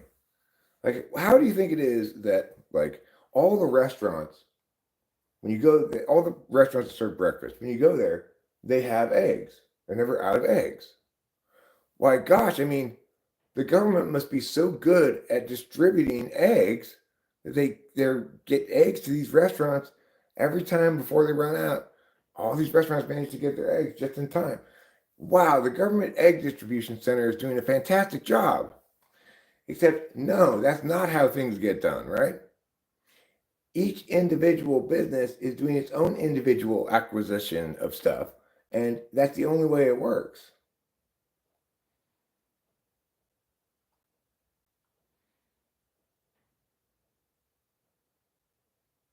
When you walk past a tree, when straight you just see a tree, but on a decent dose of mushrooms, the tree could humble you. Well, I mean, the tree looks like it has eyes and stuff. Judy Ivy says, "You, sir, are an intellect. Your nice girlfriend, she's my wife, is very sweet. My kind of friends that attract me to videos." Well, thanks, Judy Ivy. I appreciate that. It's very kind of you. She used to be my girlfriend. Now she's my wife. We do tend to have the same beliefs of what is meaningful in life as humans, but it makes me question if we inherited it from a non human force. I mean, the thing is, anybody who's experiencing acute physical suffering in a given moment does not care one iota about these large cosmological questions. So if you've broken your leg and a bone is sticking out of your skin, you're not going to be worried about your ontological angst. But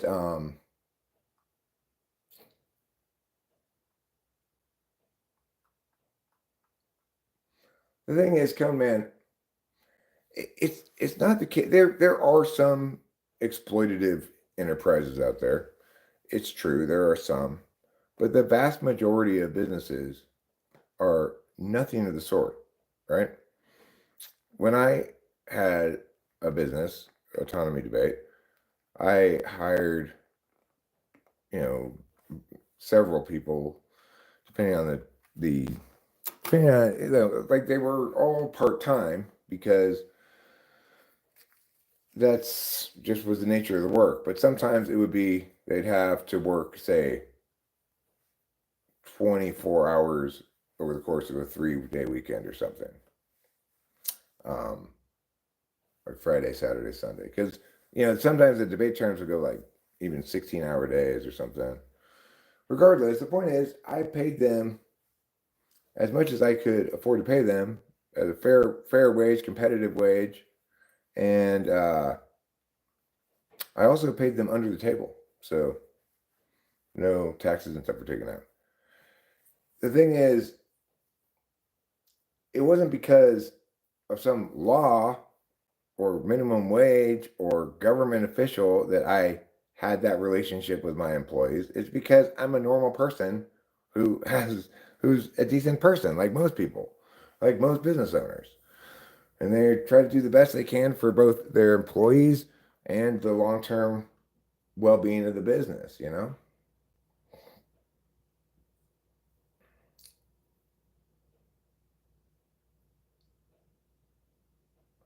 All right, let's see here. What's going on now with tariffs and trade wars were terrible. The global market is good for the average person, absolutely. And for developing nations as well. People talk about like sweatshops. Remember, the people who work in those sweatshops, that's the preferable alternative for them. They want that because it's better than the other things that they have available.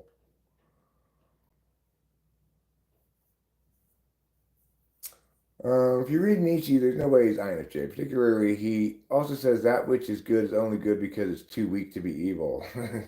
Yeah, that's not very INFJ. But I mean, I don't know. Could be, I guess. But I think he's more likely to be INTJ.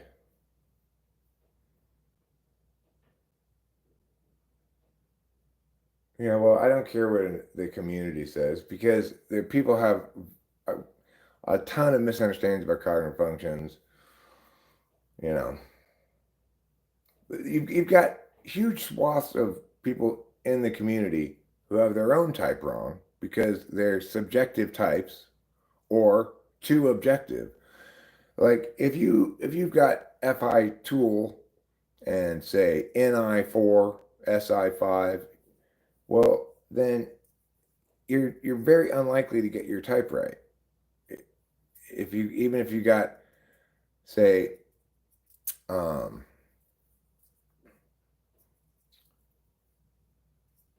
I don't know like well, I mean like even ENFPs, but then it's also the case with INFJs. Like Rachel didn't get her own type right because she has no access to her subjectivities. If you're too subjective, you can't self-report accurately because you're just self-reporting what you want. If you're if you're too objective, you can't self-report accurately because you don't have access to the subjective data. So there's a large swath of people who don't have themselves typed correctly, and yet base their understanding of typology on the fact that they are meh type, right?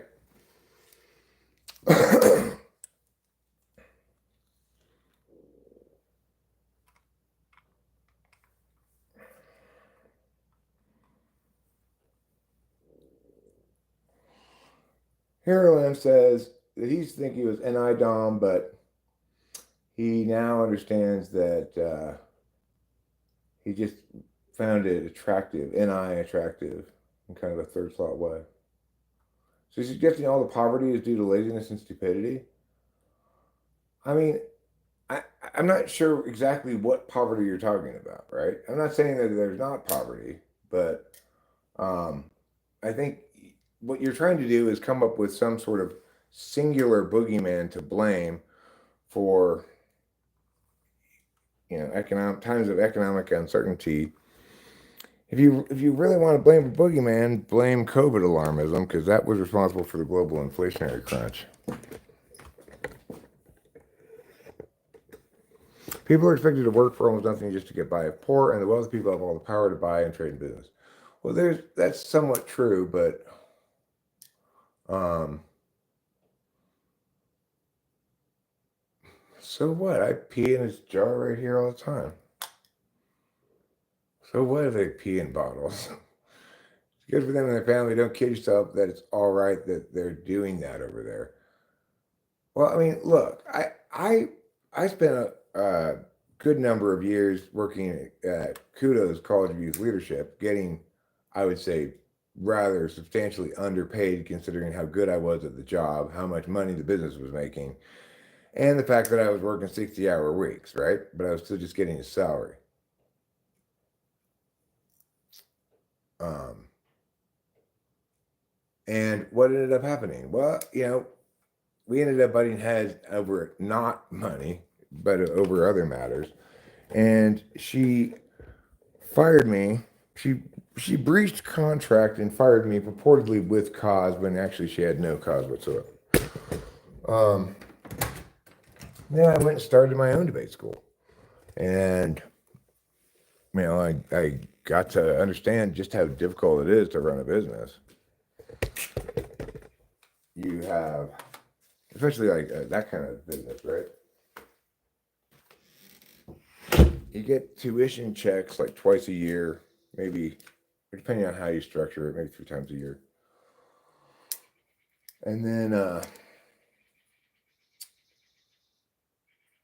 with a fourth, if you do summer school, which I never did when I had my own school. I did it when I worked for the other place. But anyway, it's really difficult to run a business. You've got to, you get this big influx of monies, and then you have to, anticipate all the expenses you're going to have, and you got to pay people who work for you, and you know it's complicated, it's stressful. You gotta make like flyers and shit for next semester's class offerings and stuff like that. If stuff doesn't fill up, you start to go like, oh my god, what am I gonna do? And it's really stressful running a business. I'm glad I don't do it anymore. Sure, you might see me now and just say, well, Eric needs to check his privilege. But I worked hard, very, very hard for most of my life for not very good money. Education is not a particularly lucrative field, although private debate coaching is more lucrative than most education. The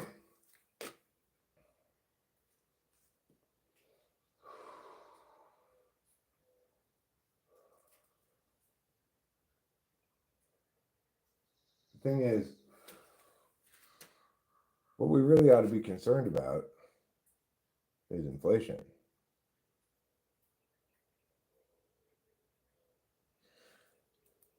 To begin with, if you want to talk about economics, everybody needs to understand a couple of things first.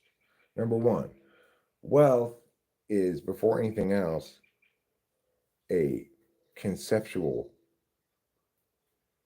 commodity. When people do meaningful work for one another, they generate new wealth into the world. It's just abstract, metaphysical.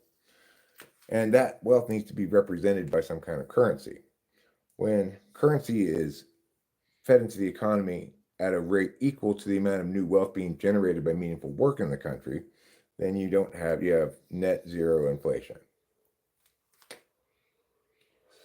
You can get a lot of inflation by doing one of two things: increase the amount of currency into the economy beyond the amount of wealth being generated by the work, or stop people from working and keep the same amount of quantitative easing, as they call it.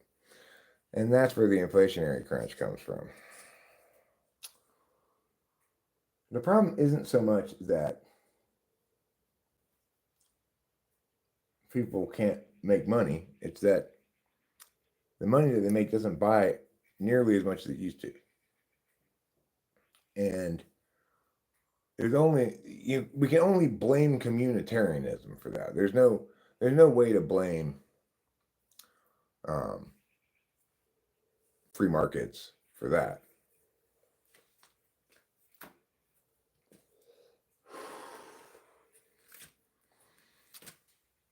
There's no way to compel markets to carry wage or salary burdens beyond that which the market will bear. If you're a McDonald's and you're compelled to pay everybody who works at your store $20 an hour, which fast food places now are compelled to do that in California, well then, the fast food prices just go up.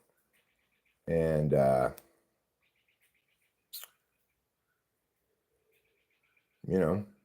if you're McDonald's, it's probably fine. You can operate in a huge corporate capacity that allows you to manage those things. If you're Joe's Burger drive-through, you might have been doing great before COVID.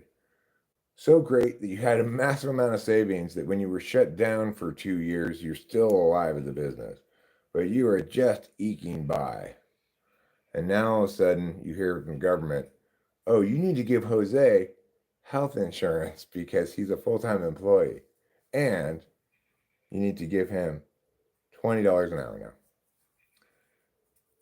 And so then, of course, Joe can't afford that. So he cuts Jose's hours way back or just fires him and takes on double shifts himself, working himself to death because he can't meaningfully operate as a business needs to with the free hand that it needs to operate because after all, if it's not making money, it's not a business for very long.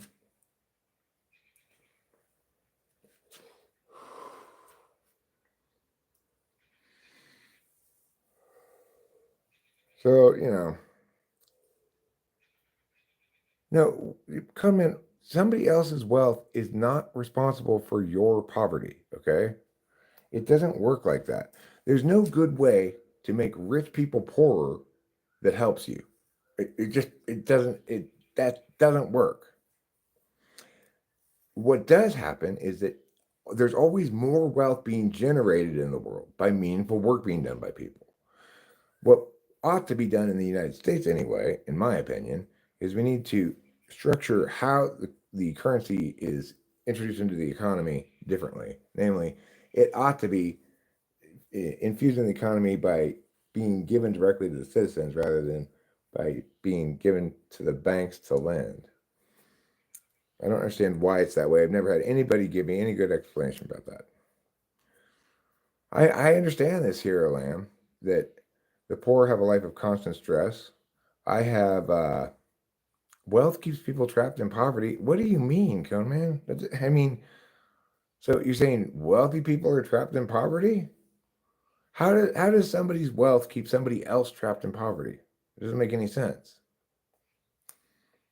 Like, I inherited an estate, so I've got some wealth, which I spend on things like the termite guy, and I spend on the air conditioning guy to come out and tell me I don't have an air conditioner.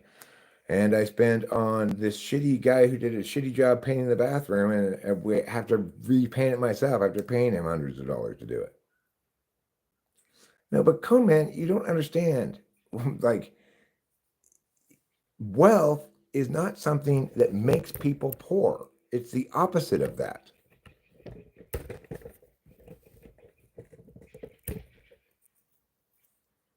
And you also need to distinguish between absolute poverty and relative poverty. So if you live in a neighborhood where everybody's a billionaire and you only have $10 million, then you're relatively poor, but you have an excellent standard of living and have nothing to complain about. And R.P. McMurphy 47 is correct when he says nearly every American citizen has the opportunity to create or make wealth. It may take some effort, and it's not necessarily going to work during the first attempt.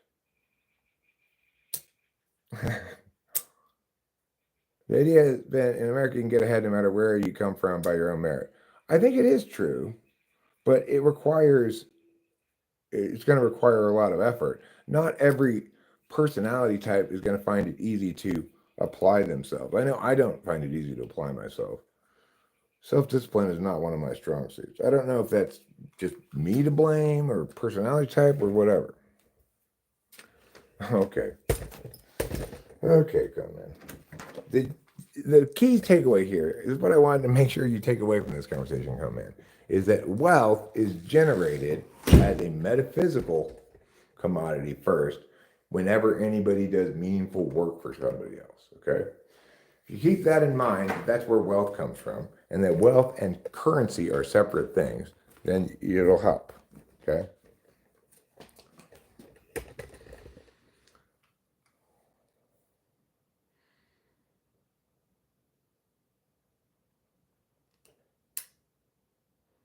Don't let them keep you down. Eric, let me have this comment. Blessed are the poor, for theirs are the kingdom of God. Well, I mean, here, Lamb, it is the case that if you choose to go the employee route, you get uh, you get a much higher amount of stability and certainty, but lower rewards. If you choose to utilize your work time um, in some sort of entrepreneurial enterprise, then you could potentially make a lot more money. You know, it does require it does require more grit and character and perseverance and stuff that I have, but it is the case that poor people have less opportunity. I mean, come on, you're so wrong. You're so wrong.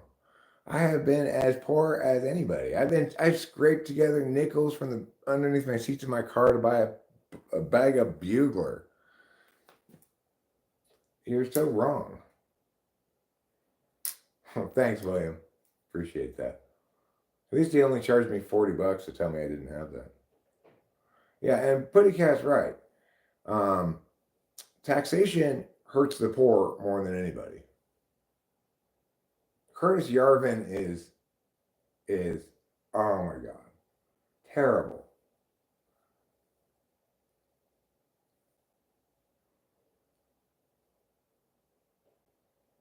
So yeah, I mean, it is the case, Cone Man, that I've always had a kind of safety net.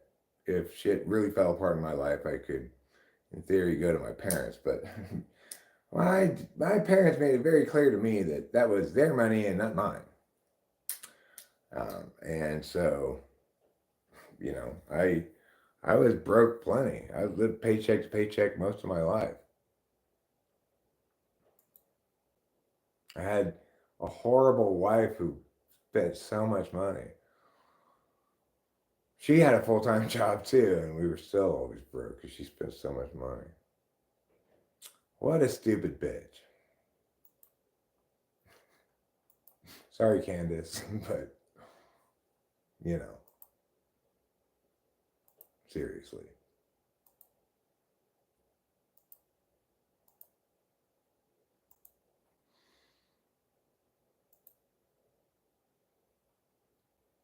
I kind of feel like making some videos today. You know, like, here's a concept I want to talk about. That kind of video.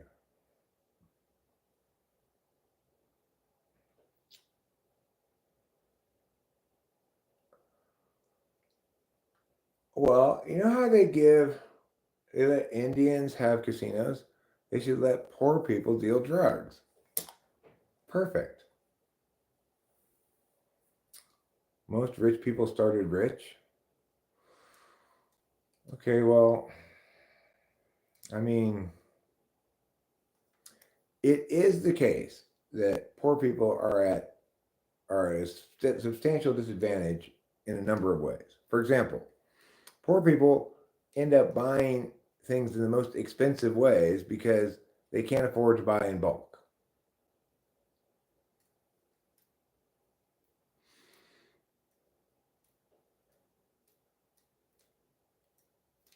But the thing is, in the current status quo, you know, with with the amount of buying power that the dollar currently has, people are having to work two jobs just to make ends meet, you know?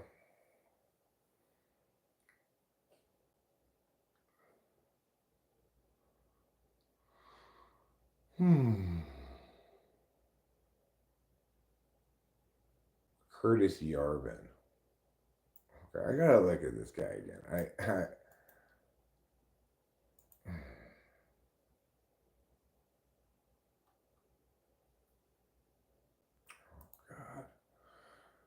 what an asswipe. This is some guy that Corey likes.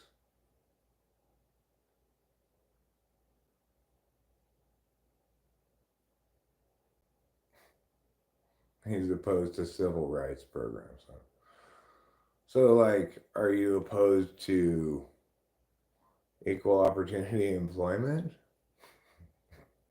Like, I mean, obviously, we should get rid of diversity, inclusion, whatever, but because everything should be merit based.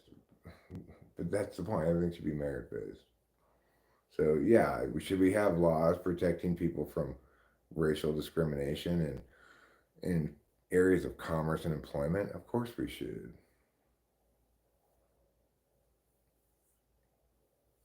Um, you could potentially make an argument that, if I want to open a private club, like a pseudo business private club kind of a thing, then maybe I should be able to dictate who gets to go into it, but I don't know.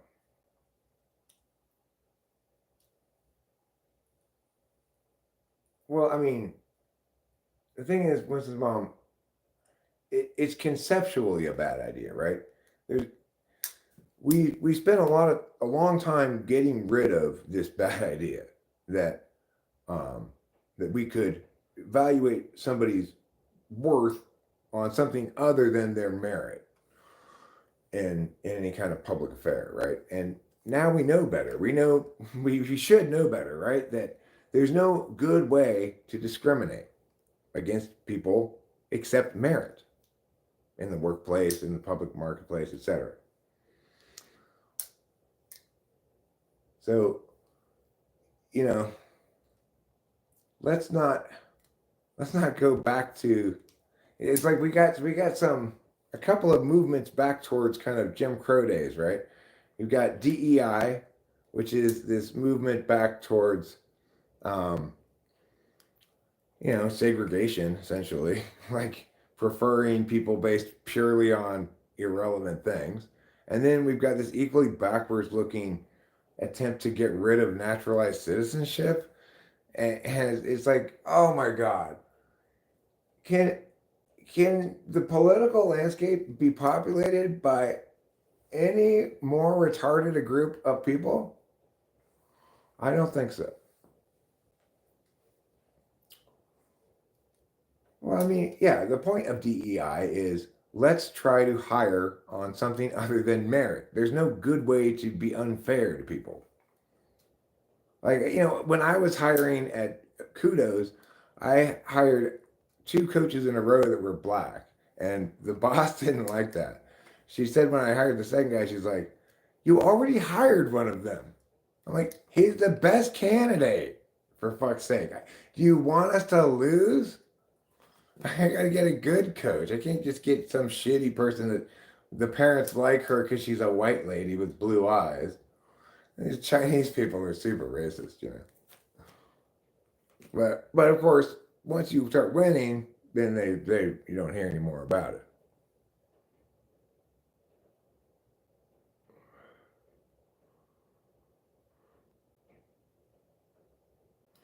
I just got a job and had a clause put in my contract that states my employer can't just one day say, "Get out of here, Baldy," if I screw up.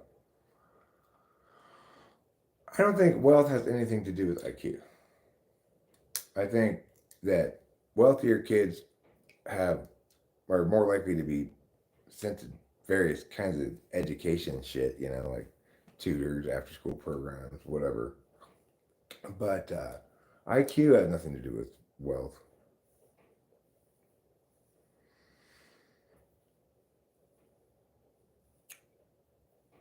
To the extent that you could establish some correlation, it would undoubtedly link um, to the amount of agency of the parents who are having their kids tested. So, like, the rich parents are purposely getting their kids tested, and the poor kids are just getting tested by the school or something. But I'm saying if that is the case, then that's why. Because the rich parents with the dumb kids don't get their kids tested.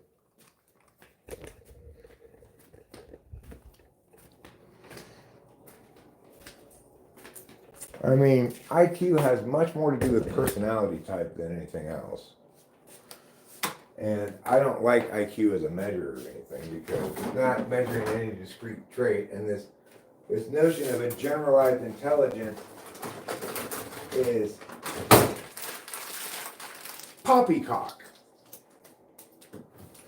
Poppycock, I say.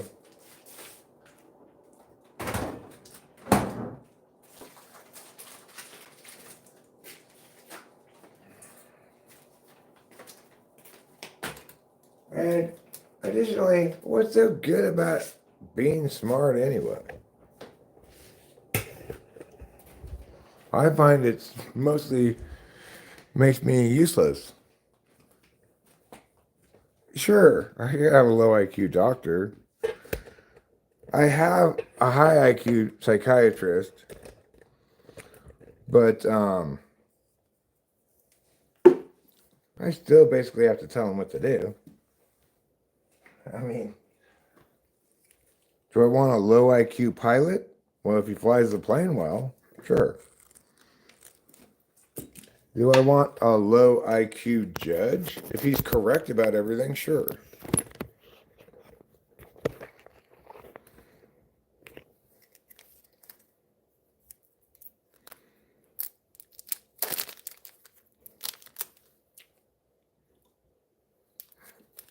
I have not found there to be. I've taught mostly rich kids. I've taught mostly in private schools. I assure you, they run the gamut, from complete idiots to really smart.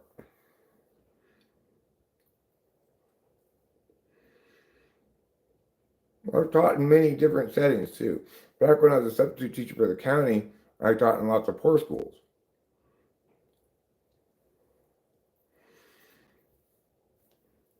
Same deal.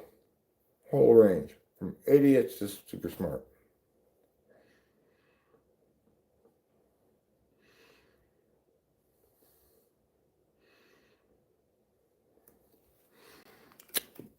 The thing is, even if it were true that this correlation exists, you can't you can't use it for anything, right? You can't presume that this particular poor kid is less intelligent than anybody else because the individual still has to be evaluated on their individual merits.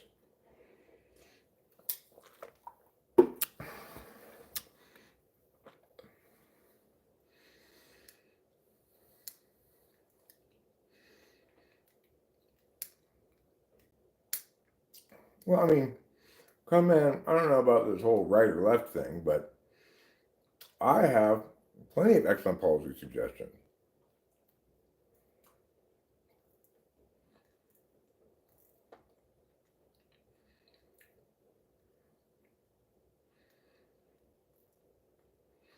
Well, look, RP McMurphy 47. Obviously, special ed kids have lower intelligence. I mean, it's not news to point out that retarded people are dumber than not retarded people.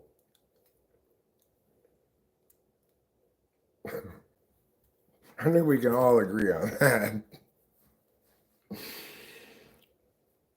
You know, the short bus has a lower average IQ than the long bus, right? Okay, all right. Well, still, you did include the special ed kids in your thing here. I worked with special ed kids for a while too. And yeah, obviously, if you have kids who are poorly parented, subject to neglect or abuse, then that's going to substantially impact their ability to be a healthy human being in all sorts of ways, potentially including intelligence.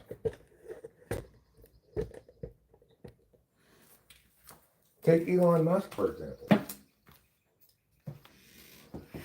Elon Musk has a shit ton of kids, but I don't think he's doing much parenting. However, I'm sure he is um, providing for them. He probably hires them nannies and stuff, you know.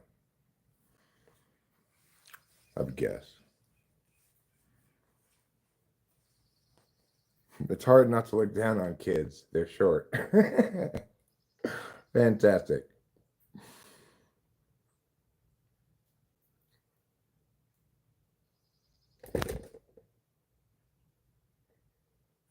What political side says that?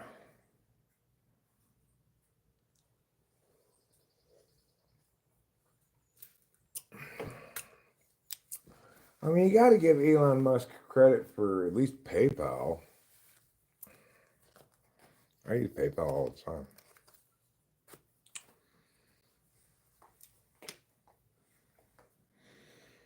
I mean, I'm not that impressed with his car company. Like, okay, you made electric cars. Those already existed. and then you shot one into outer space. That does not sound like a smart person to me. I invented electric cars and shot one into space. You did not invent electric cars, but you did shoot one into space. And that's not a good thing. That doesn't look good on you, Elon. It just looks like you got too much money and time on your hands. There! Now one of my cars is floating around in space. Oh, God. TE. I've got a problem I need to solve. Currently, none of my cars are in space.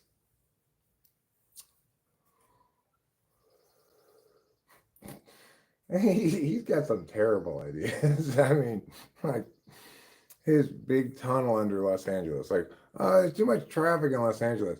We just need to build a big tunnel. What? You can't build a big tunnel under Los Angeles. They already have subways and they can barely find any room to dig those in. And nobody rides them.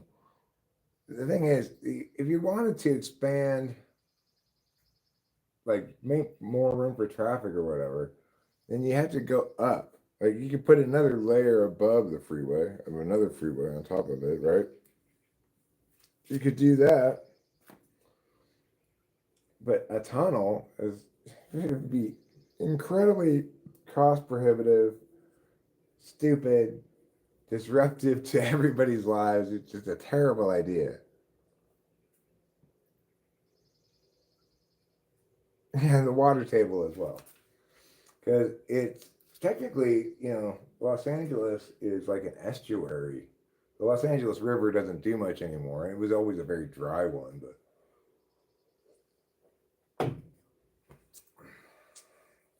I watched an interesting YouTube video on Los Angeles yesterday, actually, about how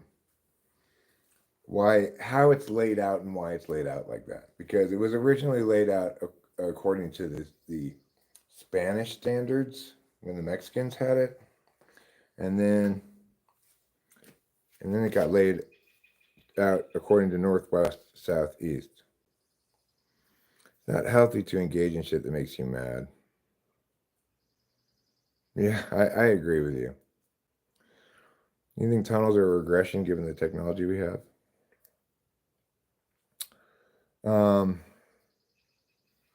Well,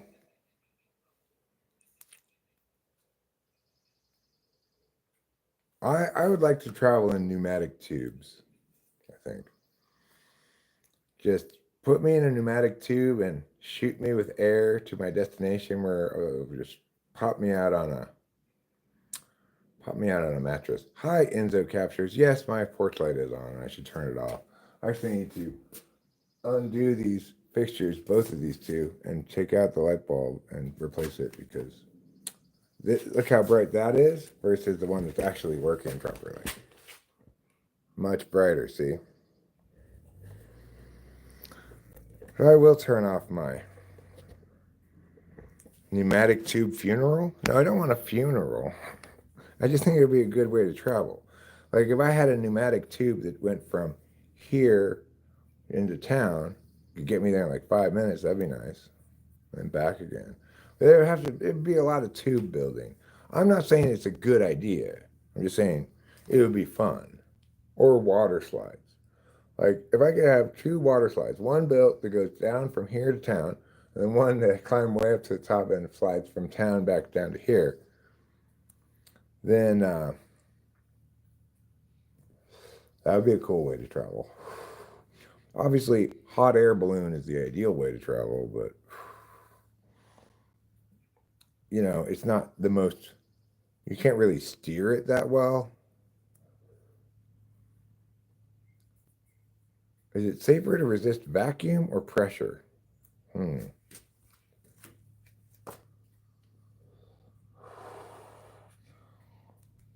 I guess it depends how strong the vacuum and pressure are. What was that? Some kind of animal. up there. Too big for a squirrel, but I don't know what it was. When you try to resist vacuuming, but my wife's pressure ends up winning out. Wouldn't kill me to do a little vacuuming. But what it really wouldn't kill me to do, and what I need to do most of all, is go to the other house and finish this paint job that I'm doing. Oh, fuck. I need to get a sander for the bathroom. I'm not saying we should do it. I'm just saying it would be fun. It would be a fun way to get around.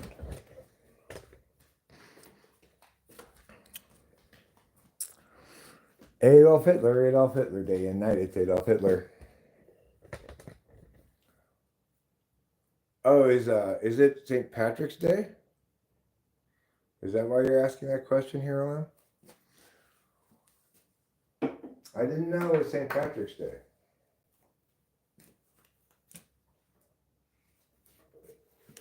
I'll sing an Irish jig in honor of St. Patrick's Day.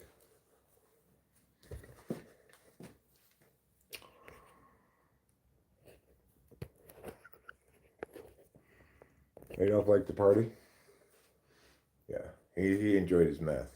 Apparently so does Britney Spears. Irish jig. Oh, come now down to Ireland, land of whiskey, land of men, land of things that you can send. Welcome now to Ireland. There. Corned beef and cabbage.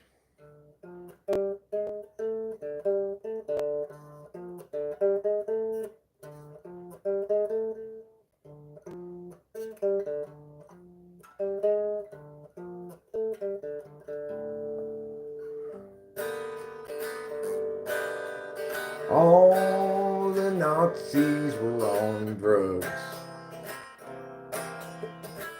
but that don't mean they weren't also on hugs.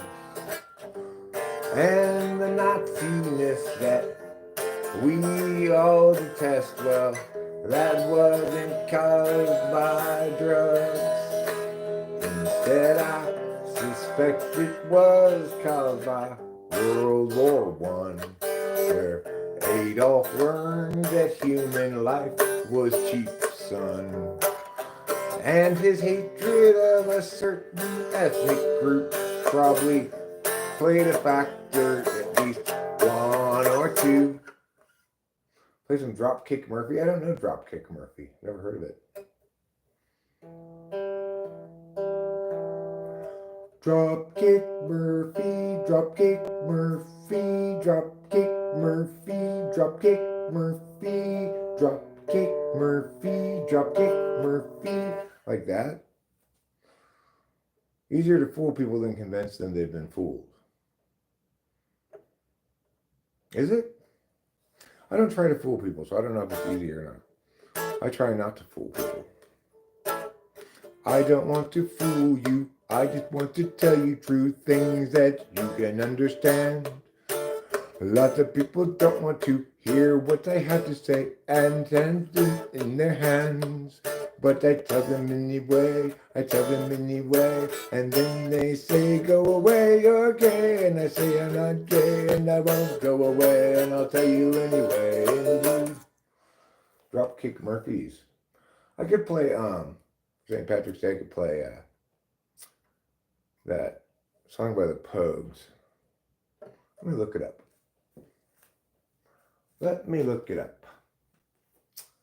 Where is my mouse? Did I leave it outside? I think I left the mouse outside.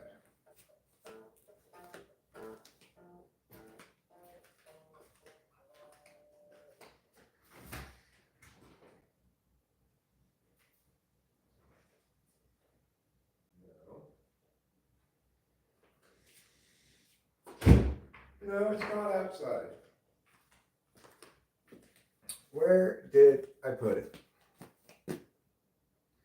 Where did I put the mouse?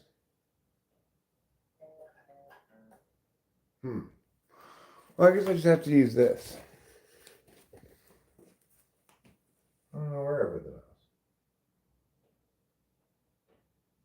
See you later, RP McMurphy 47. See you later.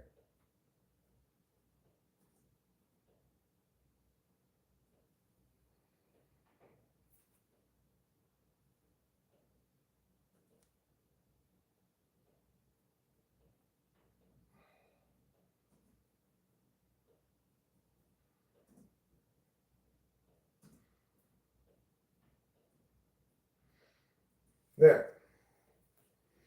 Okay.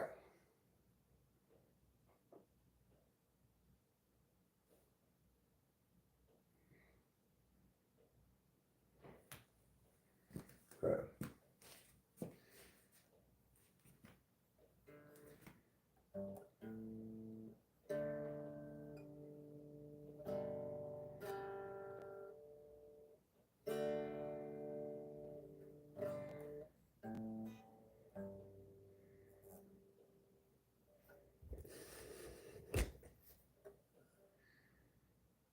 Let's see.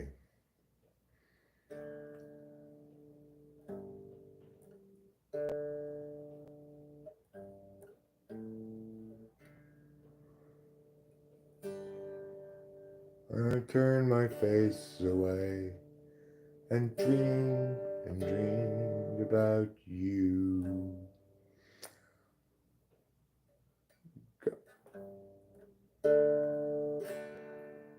Came in 18 to 1. I can't remember how that part goes. Can't remember it at all. They've got cars. They got cars big as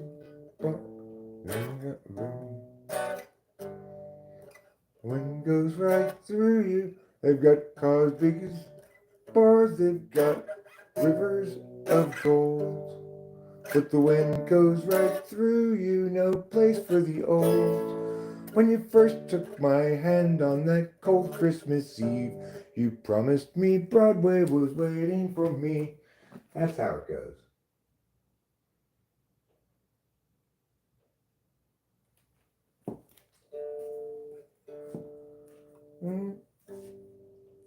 An old man said to me, won't see another one. And then he sang a song, the rare old Mountain Dew. And I turned my face away and dreamed about you. Got on a lucky one, came in 18 to 1. I've got a feeling this year's for me and you. So happy Christmas. I love you, babe. I can see a better time when all our dreams come true. They've got cars big as bars, they've got rivers of gold. If the wind goes right through you, it's no place for the old. When you first took my hand on that cold Christmas Eve, you promised me Broadway was waiting for me. You were handsome, you were pretty, queen of New York City. When the band finished playing, they howled out for more. Sinatra was singing, all the drums they were ringing. They called out, na-na-na-na-na-na-na. That's a scroll down.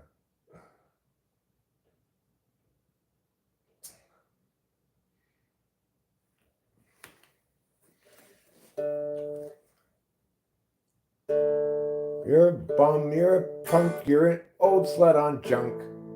Living there, almost dead on a drip in the bed. You scumbag, you maggot, you cheap, lousy faggot. Happy Christmas, you're ours, I thank God it's our last.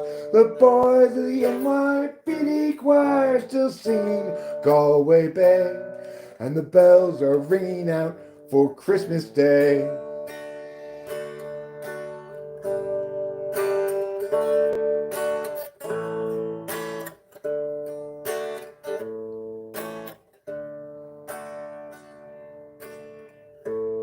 I could have been someone, well, so could anyone. You took my dreams from me when I first found you. I kept them with me, babe. I put them with my own. Can't make it all alone. I built my dreams around you. They've got a long song. They've got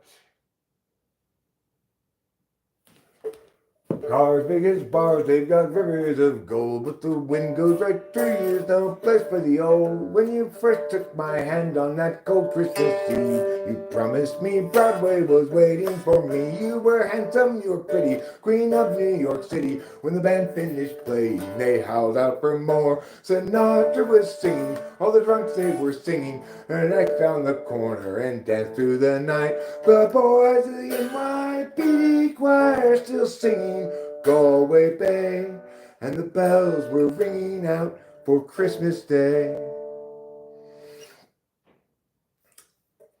It took a little while, but I kind of remembered it pretty well.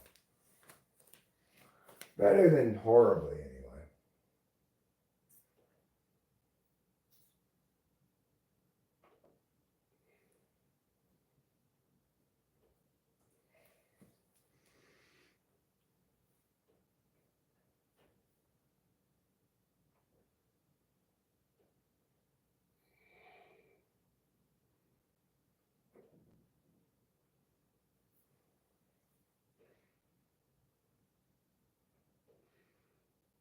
Okay. Here's a song I haven't played in a while. No, don't kick that over.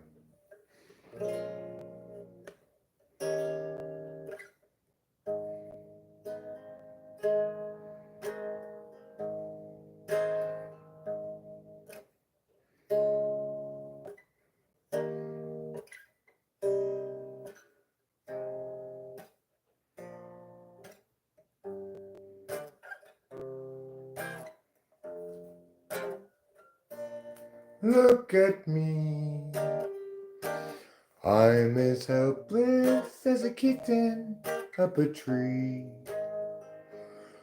and I feel like I'm clinging to a cloud I can't understand. I get misty just holding your hand. Walk my way, and 1,000 violins begin to play. Or it might be the sound of your hello, the music I hear. I get misty the moment you're near. Can't you see that you're leading me on? And it's just what I want you to do. Don't you notice how hopelessly I'm lost?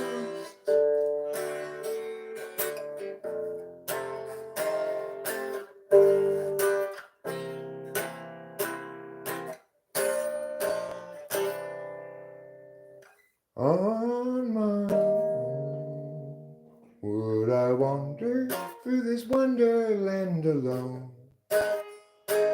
Never knowing my right foot from my left, my hat from my glove. I'm too misty and too much in love. Too misty and too much in love.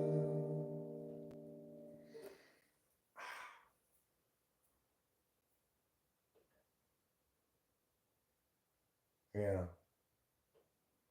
Well, I guess I should go paint. Rather than just fuck around all day.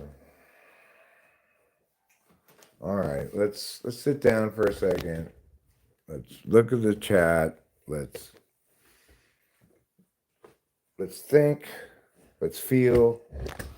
Let's laugh, let's cry. And then let's go paint.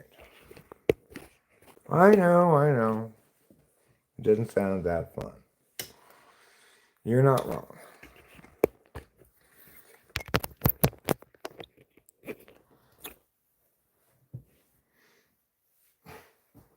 Doesn't have the mouse though. What the fuck did I do with it? Where could I possibly put it?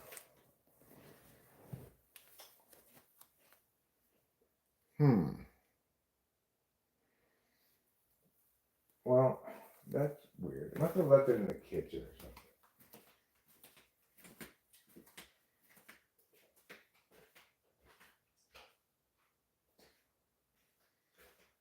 Good news, everybody. I found it. It was in the kitchen the whole time.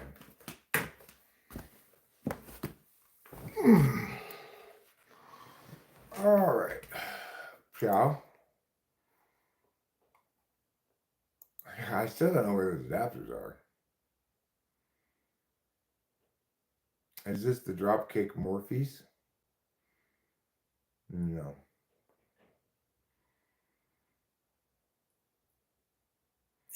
They used to say that every lady's bra would magically open when Johnny Mathis sang. Huh. What do you know?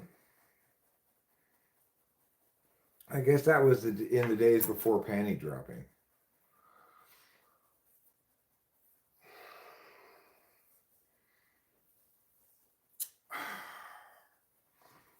Fine. I'll go over and paint.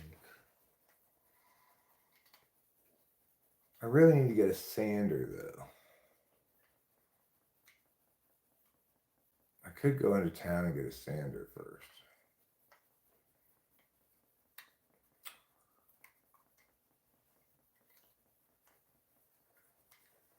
The camera, no, Fly Guy William, you're both wrong. The camera only reverses the 10 pounds that it adds.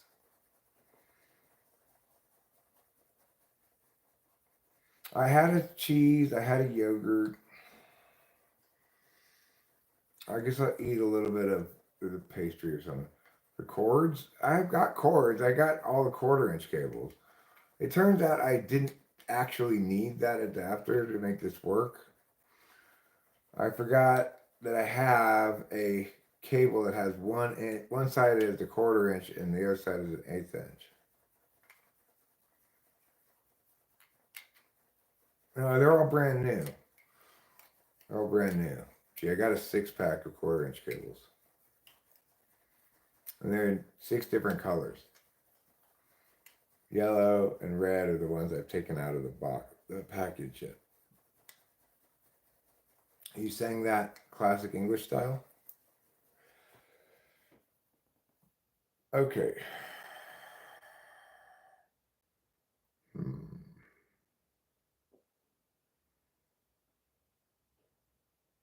I wonder if... I have to get a sander to do that. I just have to do the bathroom later. I'll finish up what I can in the house part. Anything I haven't finished yet. At least I'll go over there and see what I need to do. And try to accomplish some of that before I come back here. Later on today, I have what tournament I want to play in.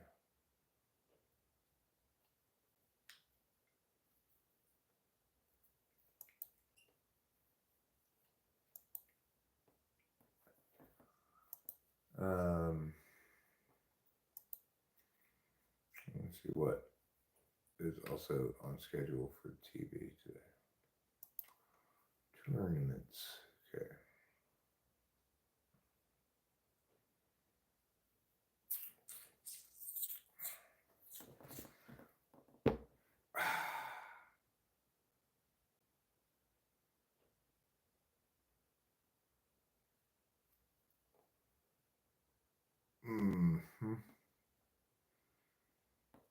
Okay.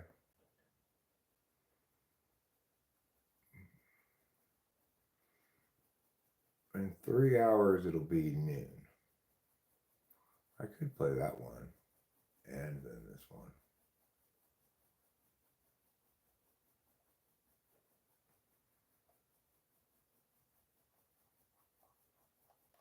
Okay. let's go over to the other house and we'll evaluate.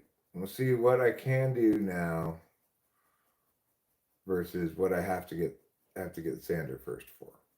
So let's go take a gander.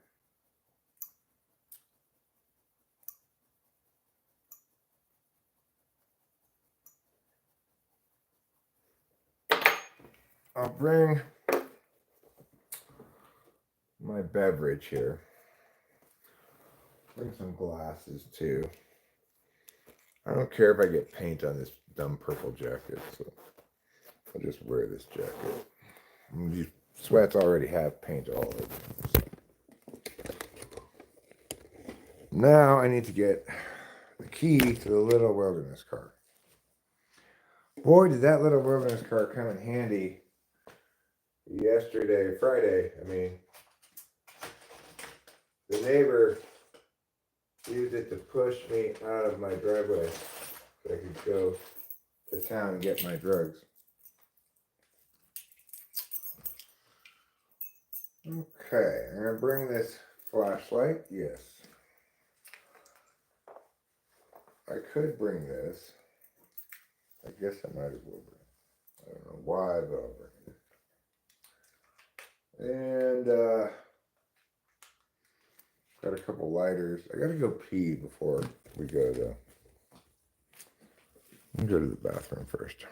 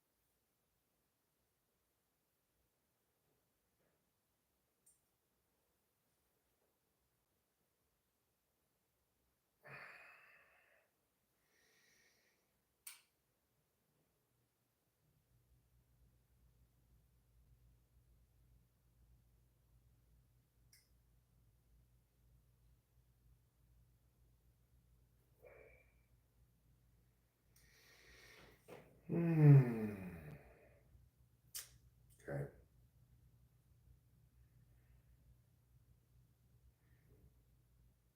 Go over there and figure that out.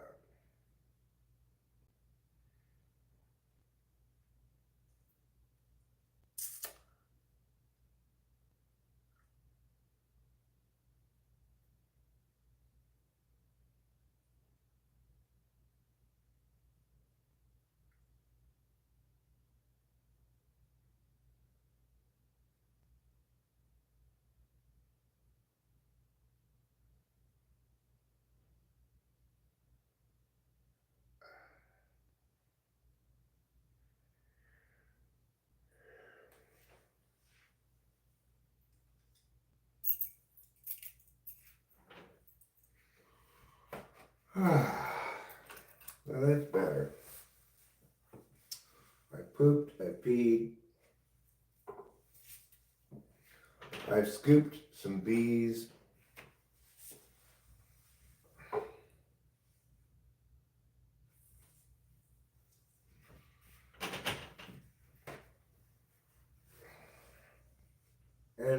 course, I have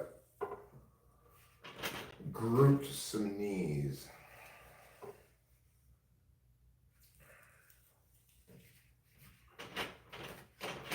Unfortunately,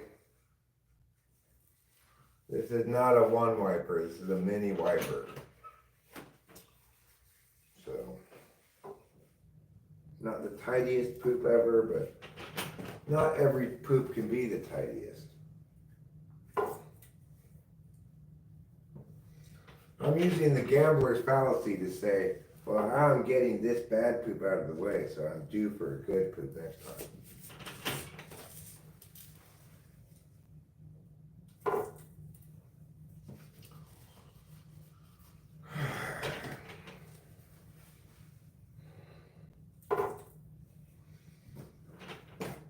Enough already. Fine. So you keep wiping. You keep seeing brown. You know, that's not going to do. All right, let's go. Let's just go evaluate. If nothing else. We'll go evaluate and we'll see. Let me get the garage door open.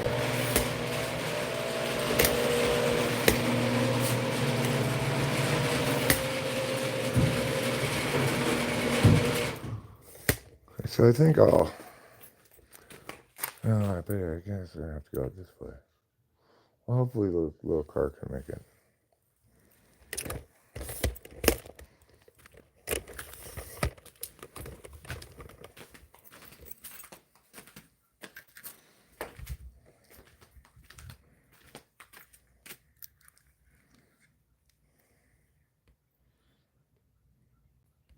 We're going to the other house. That's where we're going.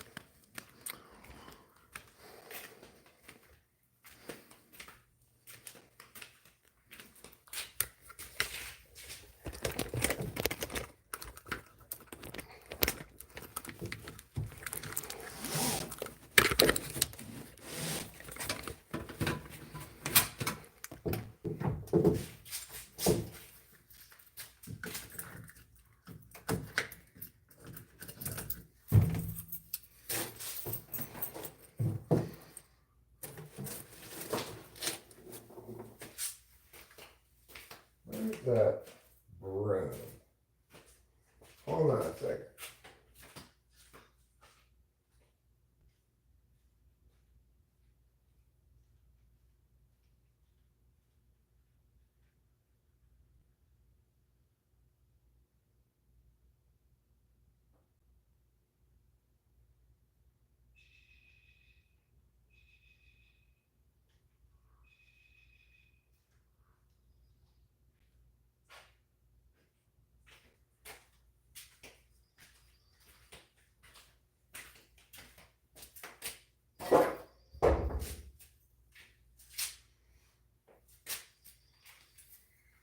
Okay, I'm going to bring this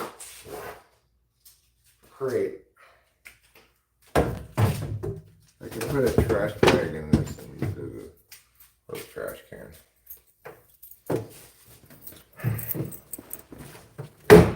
All right, let's go.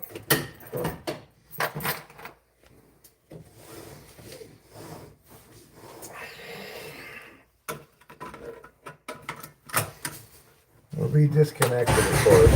We're about a minute in.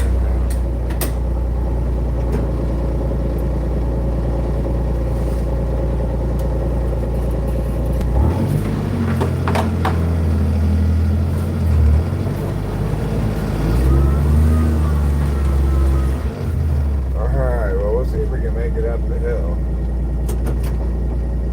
Four-wheel drive.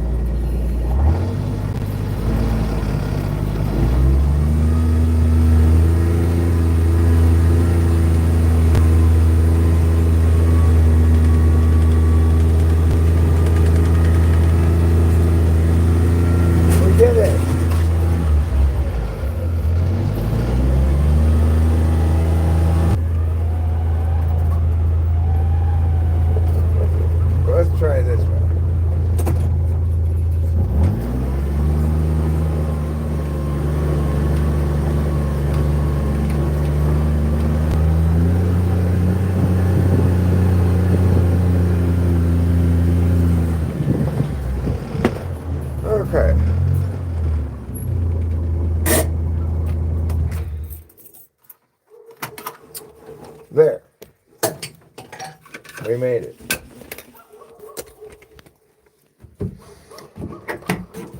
Okay.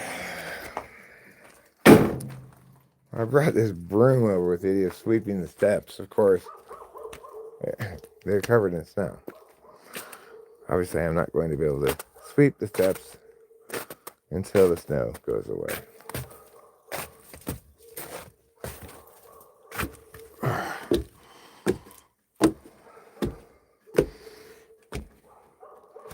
This is a snow grave. But somebody's buried under there. Shut up, dogs.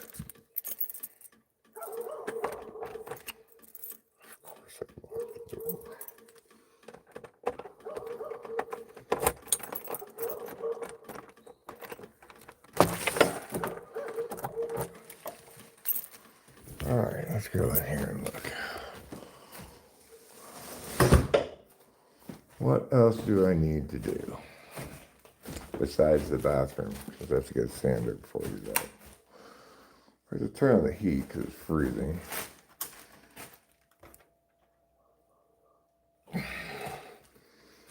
And turn on some lights.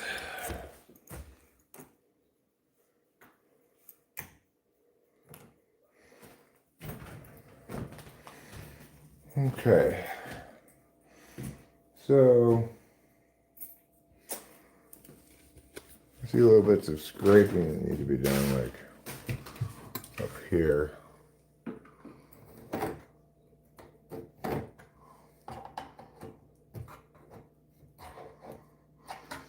But that could probably wait a bit. Alright. I guess I need to do this, is trim. This is trim.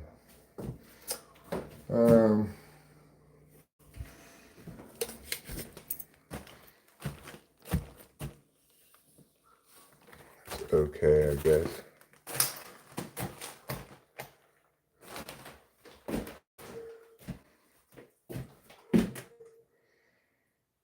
This is why I need to sand all up along there because there's a sticker. I'll bring my shop vac over when I sand. Okay.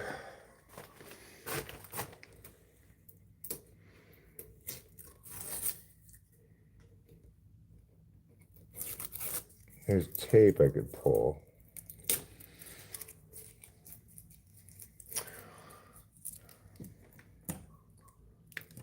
I could do this, another coat on this door probably.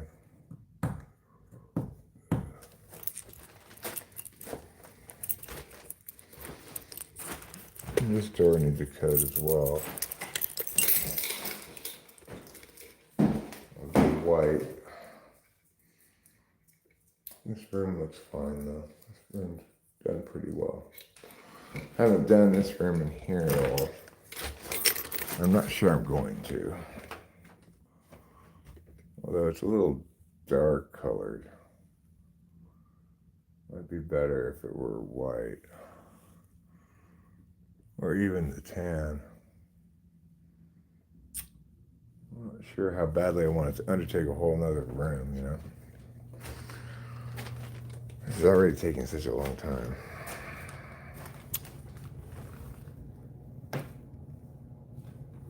Alright, well.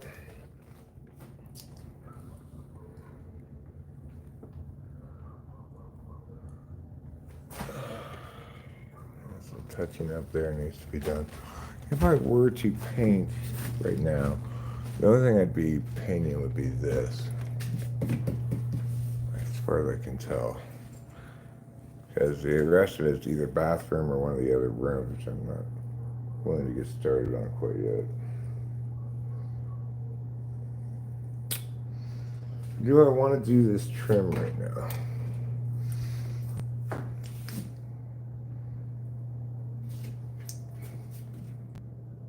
Wow, it's such a similar color, actually. Like this white that we have here is quite similar the original color, which was here. It's a little lighter, but so I didn't paint in here. I think I'll go with the tan trim there. I could peel tape. There's still more tape to be peeled up.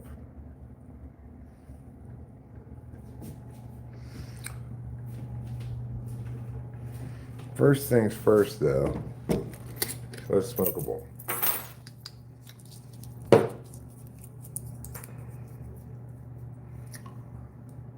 Let's smoke a smokable.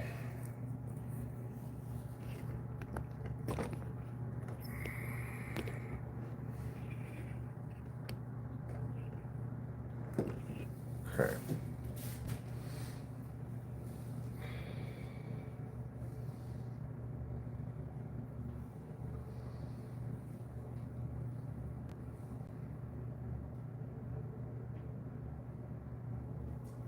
Try to get all that scraped up.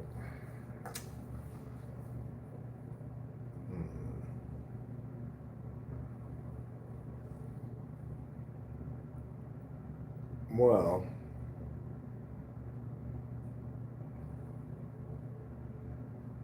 I wonder if I should paint these cabinets. This brown wood grain appearance.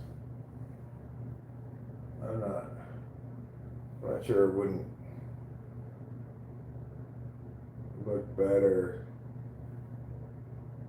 like white or something, you know. I'm not sure. I'll have to talk to Rachel about that. Just polish the wood. Yeah, we're gonna be renting it out, but as a vacation rental, not as a month to month. And I'm not even sure if we're gonna really get to that stage, because at this point I'm thinking about just selling this house, finishing the paint job and selling it, because it's like, where am I going to get liquidity from? Portfolio or this?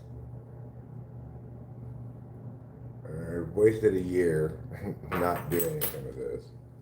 Now I need more liquidity. I don't really feel like divesting in a portfolio. If I sold this place, then I'd have plenty chunk of change to get my teeth all fixed and get a job and stuff too. So I want to get a job at the casino. I want to work as a dealer. That would be fun. There is a ski resort in Yosemite, but this year it wasn't open at all. It is a nice rental location. And this neighborhood is mostly vacation rentals. There are rubbing stains that'll go over that and lighten them up. Okay, that might be worthwhile. I should get a job. Yeah, I'm planning on getting a job.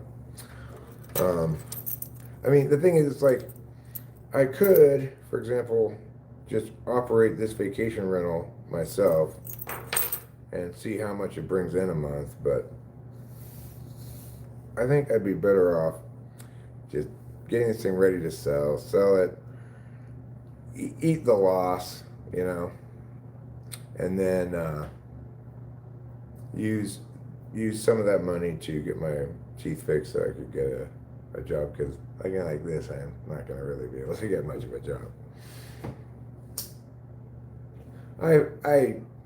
I have been out of work now, not working for basically 4 or 5 years almost, you know. And for the first couple of those years, it wasn't a good situation, because I didn't really want to, and couldn't really get a job and also help with my mom and stuff, and I don't know. My autonomy debate had gone down the crapper at that point. Or just getting out of a relationship, etc. Now, I'm empowered to, and after that, I was empowered to take a couple years off, but, I'm going to have to bring in some money at some point.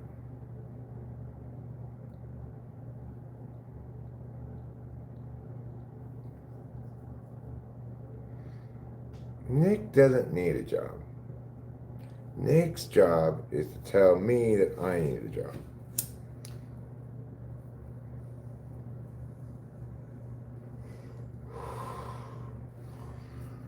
I mean, it's not a job, but painting this place is work. I know that doesn't count as a job, but I want to talk to the realtor and see. I'm considering painting the outside of it. If she thinks it would improve the value of it a lot, I might do it. We're changing realtors. I'm leaving my old realtor behind.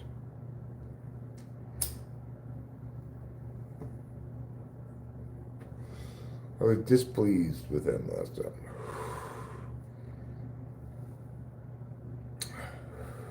I was displeased with them in purchasing this place, and I was displeased with them in an aborted purchase prior. So, sorry, David. You're out. I'm calling Zoe Alexander.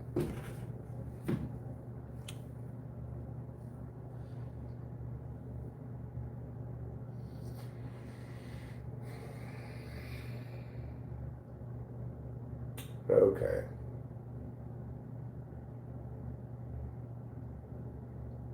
I don't think I'm going to get anything done right now, really. I think I'm going to wait until I go into town and get a sander. Also can get drapery fixtures, because I've got these drapes here, curtain, but I don't have any curtain rods.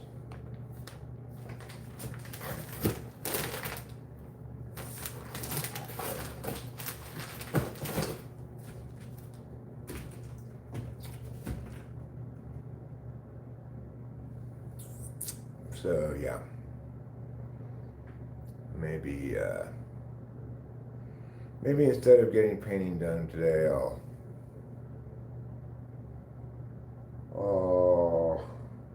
call Zoe Alexander and have her come here and consult with me about what other things I could do that would be worth doing in terms of improving the value of it more than it costs, Well, yeah, I know, good time, but,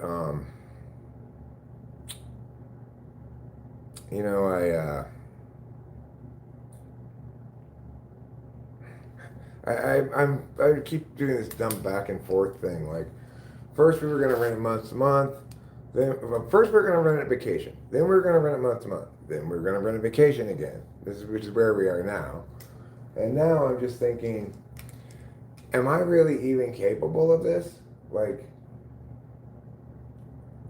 I'm sure I am capable of it, but I do better when somebody else is providing structure, like a job at the casino where I have to be there at a certain time and go home at a certain time. I do better in that kind of context. When I have too much autonomy, I can become a little bit of a fuck around Franny.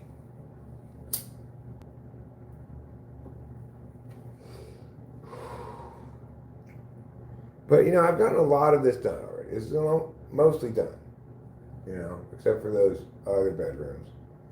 And then I'm probably not going to do those, just leave those.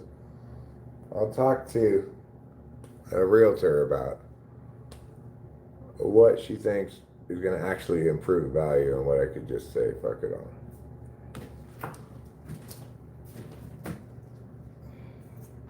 I definitely have to do the bathroom then. I cannot do it.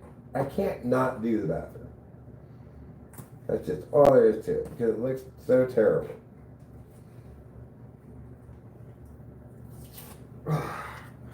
I wish I had never gotten this green tape. It's called frog tape. Supposedly it's better, right? Well, it's too sticky. It's hard to pull up.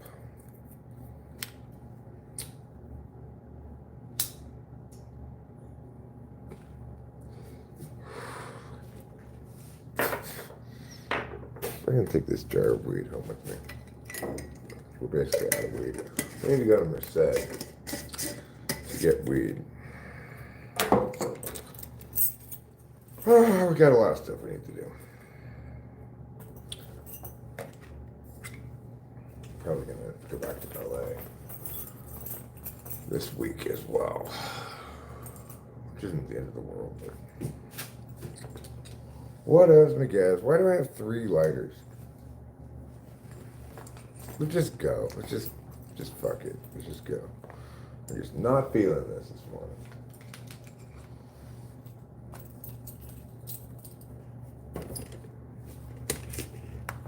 I'm just not feeling it. What I am feeling is like, just sell this fucking place. Take a good chunk of change in the trust account and get all my dental work fixed and move on with life.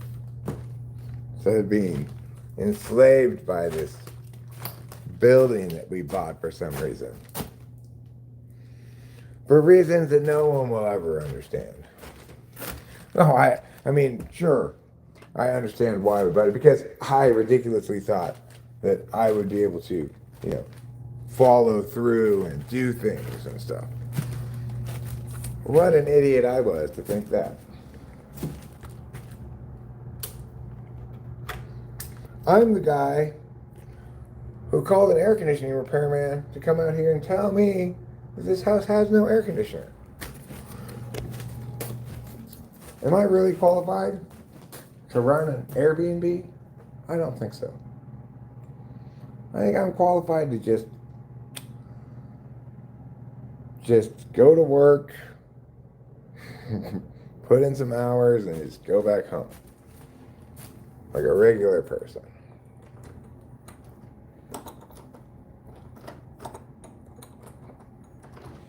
It does look better now than it did before. Paint job in here looks pretty good.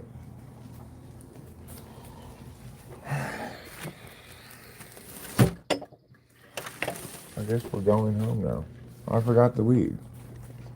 God, Eric, come on. What are you doing? Okay, now I've got the weed.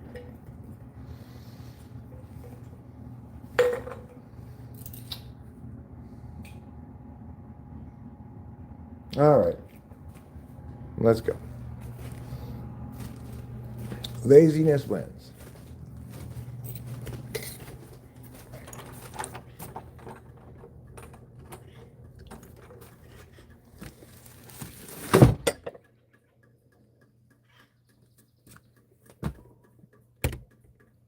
Tryhard was sure he'd win the race this time, but laziness wasn't worried. Laziness was confident that he again would defeat Tryhard. And as Eric walked down the snow-covered steps in his ill-suited flip-flops, he said, "Touche, laziness, touche."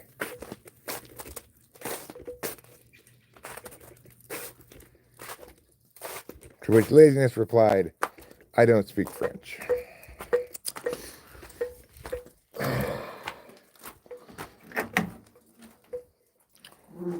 Apparently, I don't speak working either, because I got absolutely nothing done. Nothing at all. I mean, I looked at some things. Does that count as getting things done? If I were Kim Jong-un, that would count as getting things done. When he looks and points at things, important shit's happening, for sure. But being just little old me, I'm not sure looking at things is very helpful. I did make a decision, kind of, though, which is good. I'll call that real. Call her. I'll talk to her. See what she says.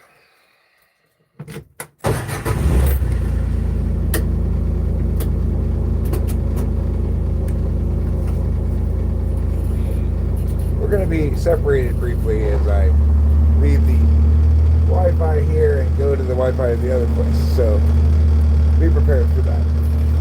Be about a minute and a half. I'm going to go two-wheel drive. I'm going to go high gear. I'm going to get home faster.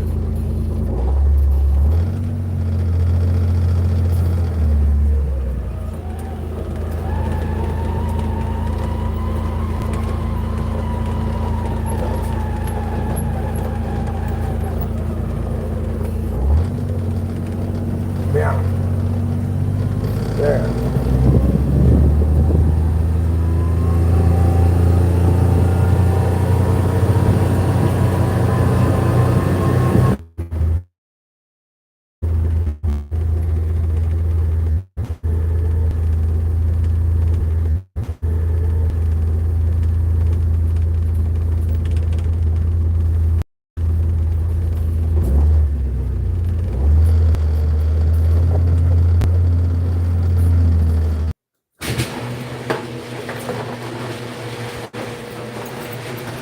I was using irony there,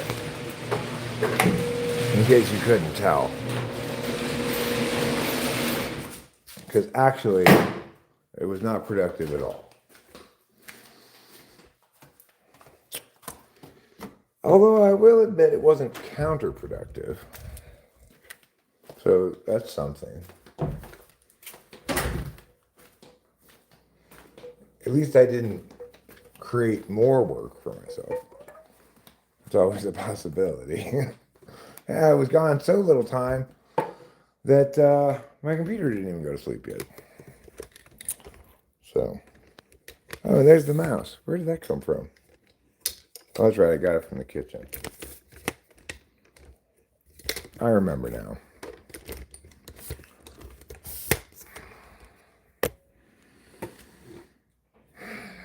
So,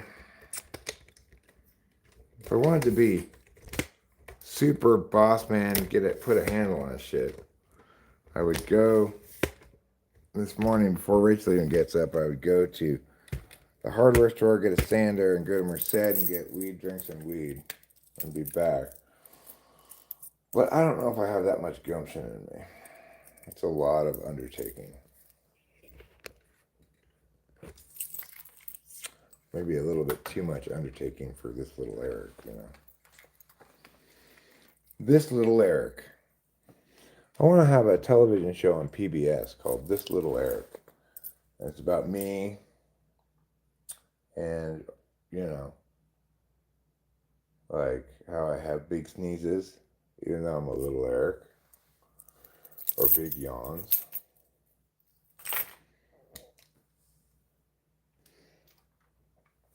And it could teach the people about how important it is to be a little Eric.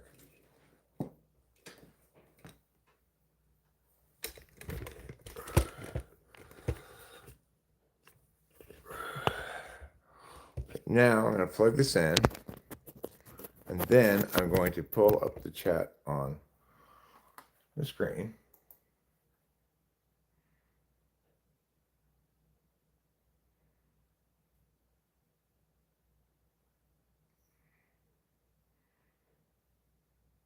Yes, module docked.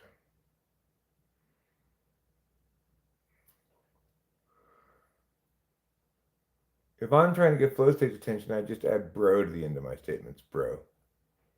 I've got to sand the bathroom because it's, when we got it, it was just, you know, not good looking color, but additionally it had this sticker that goes along the top of it that looked like painted on like woodland scene, but it's actually a sticker, you know.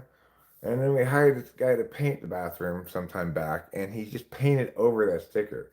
So now I put stripper all over the sticker, and I gotta sand it off. I tried scraping it, and it's just like, okay, this is too much elbow grease. I just need to get a sander. I could get either a belt sander, but probably I'll get a square sander, or I might get an orbital sander.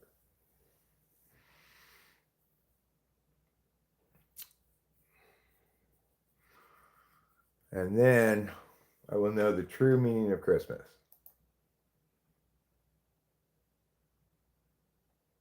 Pow, pow, pow, pow. All right.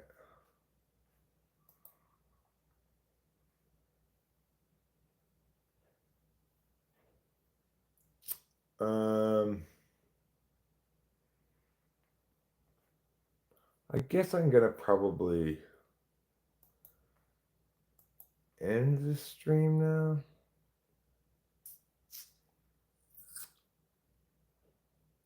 Yeah, I think I'm going to. So thank you all for being here. Sorry it wasn't more exciting, but I'm lazy, Fly Guy. I could sand it by hand, but I'm gonna sand it with a sander. Anyway, I'll see you all later. Bye. Thanks for being here. I love you all.